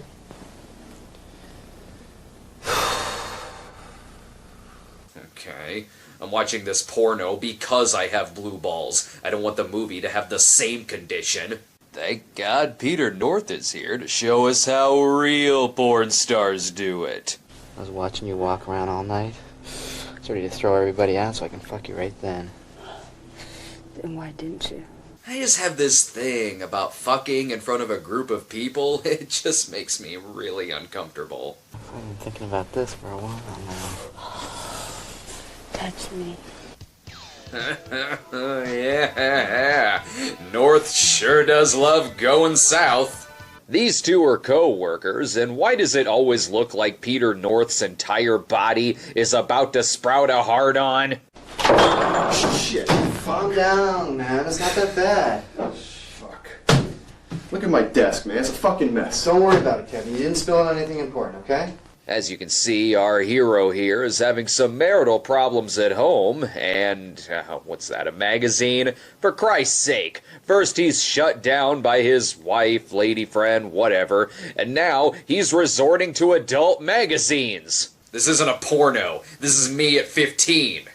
Well, not really. I didn't need the magazines. I had Cinemax. So let's give this movie another chance.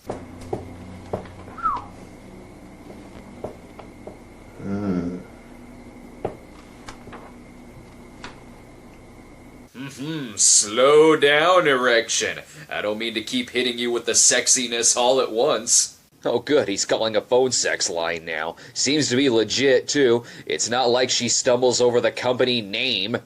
Hello? Yes, this is the night flight phone sex service. This seems to put businessman Hitler in a good mood again. That is, until Peter North comes in to remind him how much better his sex life is. You don't tell me what's wrong, I'll be very offended. And for revenge, I'll fuck your wife. Oh, Peter. Out of line. Way out of line. That's okay, though. Peter finds the nearest receptionist to hit on. That takes priority over your best friend's wife. Bet she wanted me, huh? Yeah, like herpes. Peter suggests that his friend enlist the help of 2 sexorcists to help him get his mojo back. Yep, sexorcists and erectile dysfunction. Batman! Whatever works, I guess. It seems to have helped Peter North's relationship. She could never have an orgasm. Now she can't stop. Christ, she's probably at home fucking the mailman right now. Fucking the mailman. That's funny. Wait, what? She actually is fucking the mailman? How is this helping your relationship? And of course, here's Dickman and Throbbing, played by Tom Byron and Johnny Wad himself, who looks more like a pair of the Penguin's dirty socks than he does a Batman stand-in. They're assigned to help this lady out with a little problem involving her daughter. At first I didn't think anything of it. But then she wrote a book explaining why she's still a virgin. I don't know, I just think a young girl of her age should have a normal sex drive. What I'm saying is that I desperately want my daughter to be a whore. Holy Annette Funicello. Sure, go with that, Robin. Whatever. I appreciate you two wanting to help out, but I'm pretty sure this girl isn't a virgin. I never really think about sexy because I think it's dirty, and I think you should be married before you ever touch a guy's weenie. A weenie? You mean a penis? AKA that thing you suck on every night? Regardless if this girl is a virgin or not, no one can resist the big, tall powerhouse that is the Johnny Wad seduction. No, seriously, pay attention here. Your brain is about to get penetrated, deep and hard. Look, I want you to look me deeply in the eyes and listen carefully to what I'm going to say. Down between your legs, where you wear your underpants, is a thing called a pussy. What? I'm sorry, I couldn't hear you over my swimmers hanging themselves with their own tails. It's getting so hot that the juices coming out of your pussy can burn a hole right through your panties. That what that fucking hole on my couch is? I thought Flaming Brian just farted on it. If you close your eyes, it sounds less like an Adam West impression and more like Dr. House really wants to fuck you. Now all you can think about are tongues, thousands of hot, horny tongues. And the tongues are making you so crazy, all you can think about is sex. Wet, warm, moist sex. Luckily, they can report the good news back to her mother. Gentlemen, how did it go last night? How is my daughter? I stuck an 18-inch cock up your daughter's ass, because that's what you wanted for some horrific reason. After magazines and phone sex, why not bump it up to a hooker? Come on, honey. Time's money. Shit, they gotta finish this movie in under 30 minutes. Hope they can do it. No, I mean I've never paid for sex before. Well, I promise not to tell your mommy if you promise not to tell mine. I don't give a shit about my mom. Just don't tell my fucking wife. Hey, if they skip frames, they can blow their load in about half the time. That's smart thinking. Oh, so there's where those lost episodes of that Softly from Cable show went. And surprisingly, buying a hooker doesn't help with his problems at home. In entertainment news tonight, international model and actress Brooke Fields has reportedly been sleeping with the Los Angeles Rams. Here's the footage. Oh, Jesus. Yeah, if you watch Inside Edition long enough, sooner or later it's gonna turn into porn. Also, don't you know, if your wife won't suck you off, just stick it in her sleeping face. Ooh, I'm going to bed. Come if you want to, but you keep your filthy hands to yourself. Ooh. Ooh, date rape, ooh. And Peter North has to once again show him up with his much better sex life. Though I'm not really sure if Vanessa Williams is totally into this.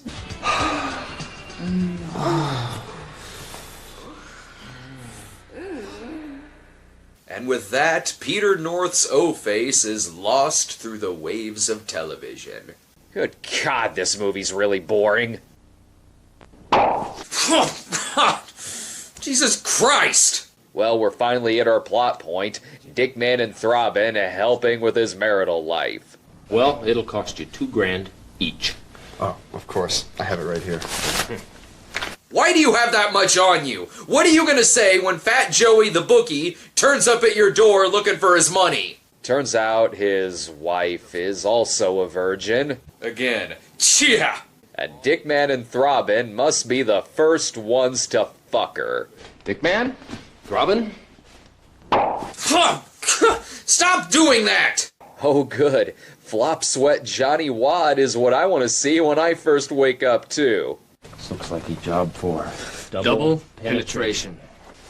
So here's what it comes down to. You need your wife to sleep with you, so you get two guys with dicks as big as that fucking tripod to put it in so many holes that she'll suffocate, and that'll totally make her want your matrimonial average dick. Who were those masked men? Ooh, and I didn't even get a chance to thank them. No, you did. In fact, you may have left a little residue on whoever snuck in through the back door. I guess this works as the lovely couple live happily ever after. Oh, by the way, honey, I cheated on you with a prostitute. So why the hell did this have to be a Batman spoof? They didn't fight crime in this movie at all. They just served the same purpose as a Viagra and a bottle of Spanish Fly. The guy from the Old Spice commercials has fought more crime than Dickman and Throbbing. All this movie teaches you is that if you have problems in your home life, just get an arguably high porn star to rub his cock up against your wife's intestines, and she'll run back to your arms in no time. What kind of message is this movie teaching our children? If I want superheroes and impotency, I'll stick with the Watchmen, thank you very much. At least Italian Batman both fought crime and learned how to ride a bicycle. Well, kind of, anyway. He did run into a little trouble on that hill there. Maybe he could just get Dickman to fuck his bike, then he could ride it a little better. Another Batman porno spoof? Well, let's hope this one makes up for the overabundance of genital warts in the last one. Though with a lot of these movies, it's kind of a crapshoot on who's gonna have the STD and what kind. Wait a minute. Halloween is coming up, isn't it? I don't really have a costume. I'm not going to dress up like Batman. That would be too obvious. And I used the Sasquatch costume last year. I'll think of something. Give me a minute. Okay, let's give a close inspection to Bat Pussy. But not too close. I don't want to get so angry that my voice goes hoarse. Good evening, ladies and gentlemen, and welcome to the Dragon Art Theater. Wait a minute. It's that guy again. This is the same fucking sleazoid that introduced the geek. So I may not have a Bigfoot costume this year, but at least I have a horse mask and the guy who introduced the geek. I guess I should know what to expect now out of Bat Pussy, a big hairy beast of a fuck machine, and Sasquatch. Before the program starts this evening, however, a word of warning and caution. If you're paying to see a movie called Bat Pussy, rethink your life's ambitions. The films you are about to see are adult motion pictures, rated X. Really? A movie called Bat Pussy is rated X? You didn't really need to clarify that. In the 70s, the disease of the PG-13 exploitation film hadn't struck yet. Or if you would be offended by frank and intimate scenes, then we urge you not to view these motion pictures. If only this warning was before Maniac, it would have saved us critics a lot of hot air. However, if you, like many of our friends and customers, enjoy the very finest in adult motion pictures, you will find them shown weekly at the Dragon Art Theater. Okay, if Bat Pussy is your prime example of the very finest in adult motion pictures, give me a call sometime. I've got a Beavis and Butthead porno spoof you might be interested in. I can't say I've ever been to this so-called Dragon Art Theater, but something tells me it smells like spunk and shame. Come on and go to bed and I'll show you. Fantastic. Damn it, the Dragon Art guy spoke over the movie. Why else would this thing be starting mid-conversation? Wow, times were so tough back then that even God had to resort to doing dub work. Is that Screw magazine he's reading? Nothing says classy like pimping your movie out to Al Goldstein, the guy who said he'd blow his load in a dead person so his semen would go to hell. I'll never talk about the work no more. I'm tired of you standing down there on the corner of Elm Street. I wish you went to Elm Street. That would make for a much more interesting movie. Any chance you could pass me some of that whiskey? I prefer to be drunk when getting fucked by a bad movie. You just sit there and read a mag. I wouldn't want you... I really wouldn't want to submit you anything like that, if you understand that. And it's nice that the dubbing in this movie alternates between sounding like it's being recorded in a giant megaphone or a shitty sound studio. Any way that we can... Damn it, sex scene, you cut into that riveting conversation. Wait, what was that cut? Was he about to tell us he had an oopsie? Her lack of sex sound seems to be giving that away. Is that all this is gonna be? Just fucking? How is it I'm watching a 70s porno, and I'm the one dressed like a horse? Let's do it like it does in that magazine, see? Yes, Highlights magazine. I'm gonna hide a bunch of images across your body and fuck whichever ones I can find. So the point of this scene is that she's jealous that this guy here is sleeping with other girls. Batman spoof!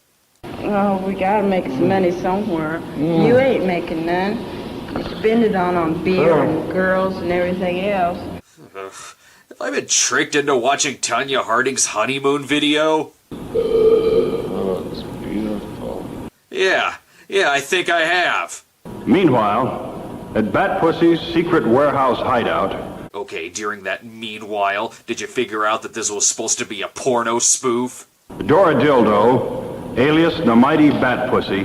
What? Dora Dildo? That acts surprised, except I've seen the movie's box cover, which makes the movie look a hell of a lot more interesting. See, there's Dora Dildo, and thanks to the box, I know that the other two pieces of trash are named Buddy and Sam. Too bad the movie couldn't tell us their names. What's this? It also comes with a movie called Baby Bubbles. Never thought I'd be in the position where I'd rather be watching a movie called Baby Bubbles. Wait, why am I talking about the movies box when I could be talking about the actress's box? is patiently waiting for her super senses to tell her that a crime is about to be committed. She can always tell when her twat begins to twitch. Hey, as long as it's not talking, I'm cool with that. God, Tim. I feel like a crime is about to be committed. That's right. Joel Schumacher is optioning the movie's sequel rights. Also, is that her costume? Looks less like a Batman outfit and more like a reject from Los Tortugas Pinjas. Why are we wasting our time on the Bat Pussy character? Clearly we need to focus our attention back on the two nameless people fucking. Oh, you got some goddamn wash tub there. My pussy in a wash tub. You think that's classy? The guy starts using Screw magazine to get pointers on what positions to use. Jesus Christ, the product placement, the villains are the leads, and Bat Pussy is a supporting character? This sorta does feel like a 90s Batman movie. And by villains, I mean that these two are supposed to be pornographers, and Bat Pussy has to stop them. But until Bat Pussy gets there, we have to hear riveting lines like this. Yeah, well, what was she doing? Taking your temperature and your pussy? Ew, what does that even mean? Even I'm about to send the signal to Bat Pussy, because I'm tired of seeing these two people fucking. If I'm fucking you in the ass, it don't make no difference whether it's you or a man, because it don't make a goddamn me, because I'm going to get me some good ass. Well, I guess this is interesting in the sense that we're watching two people drugged out of their gourd trying to ad-lib their lines, though the guy is doing a much better job than the girl.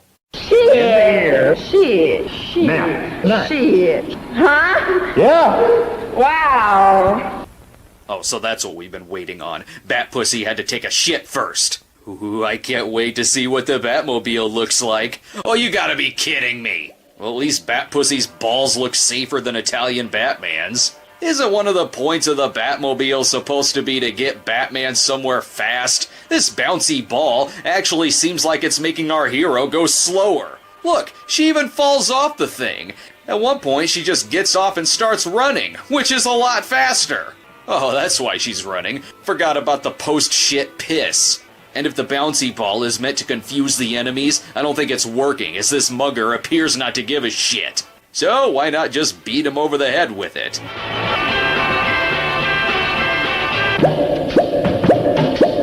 Nice, you can even get bounce theme music out of it. Though I like this theme much better.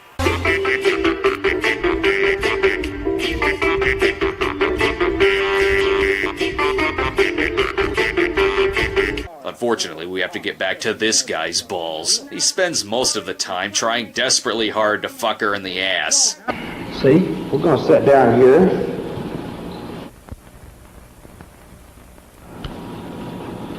Do what?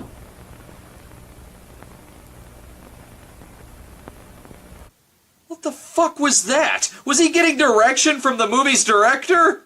Perfect. Just because I can't hear the direction off screen doesn't mean I can't tell that it's a fucking movie flub.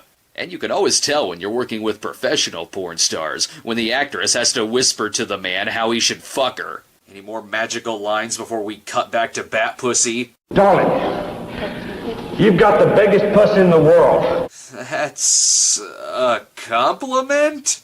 At this rate, Bat Pussy will catch up to our villains in 6 months. This is the sign of a great superhero vehicle, one that gets passed up by a semi-truck. Well, now that whole seasons have gone by, let's see if the villains are still there. Bat Pussy, please. It's a misunderstanding. Yes, why is she dressed like she should be called Mosquito Pussy? Come in.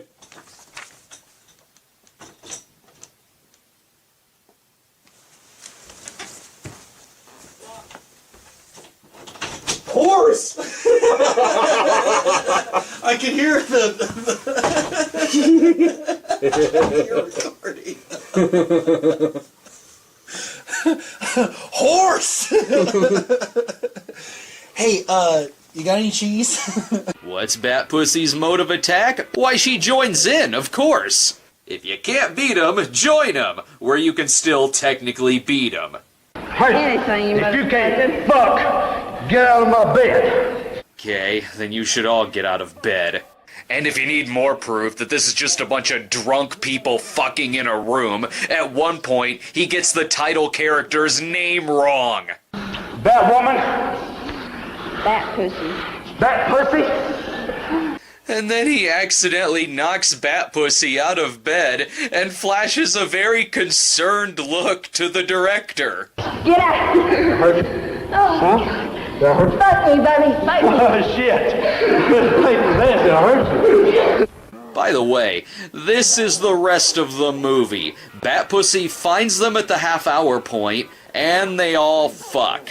And that's the end. It's only a 50-minute movie. Congratulations, Dragon Art Theater. You managed to find a movie that's a whole 5 minutes longer than The Geek. At least at the end, she uses her superpower of bad editing to leave the movie. So that's it? Really? This is the closest I've come to just simply snobbing two people fucking for an hour. Worst 70s porno spoof ever. But at least it's got a porno spoof title, which is a lot more than I can say about the current trend of porno spoofs. Interesting how Screw Magazine is prominent in this thing, because after watching it, I feel like I've gotten screwed. There's gotta be something else I can watch. Something short, something simple. Hang on a sec. 4 years of doing this for a living. There's bound to be something weird on this computer. Holy shit, the anal dwarf! Well, this works out. It's short in more ways than one. We've got an attractive actress. That's something that the last movie was lacking. Whoa, what's up there? Oh, look who it is! It's Ralphus from Bloodsucking Freaks! No joke. Louis DeJesus, the star of The Anal Dwarf, was Ralphus. I don't think this actress realizes that he may, in fact, fuck her eye socket. That's right, you get down here. I'll let you suck my brains out with a straw. Except there's nothing really in there to suck. It's okay, the movie makes up for it. He sucks her tits, and she gives him a blowjob. Ralphus is very well hung, by the way. This is one horse that's impressed. Okay, now he fucks her in the ass. I don't think this is her first time doing this. Or Ralphus's. Okay, now she gives him another blowjob. Tasty. Thus ends The Anal Dwarf, which is only 8 minutes long. But it's got more plot, character development, and sex appeal than anything in Bat Pussy.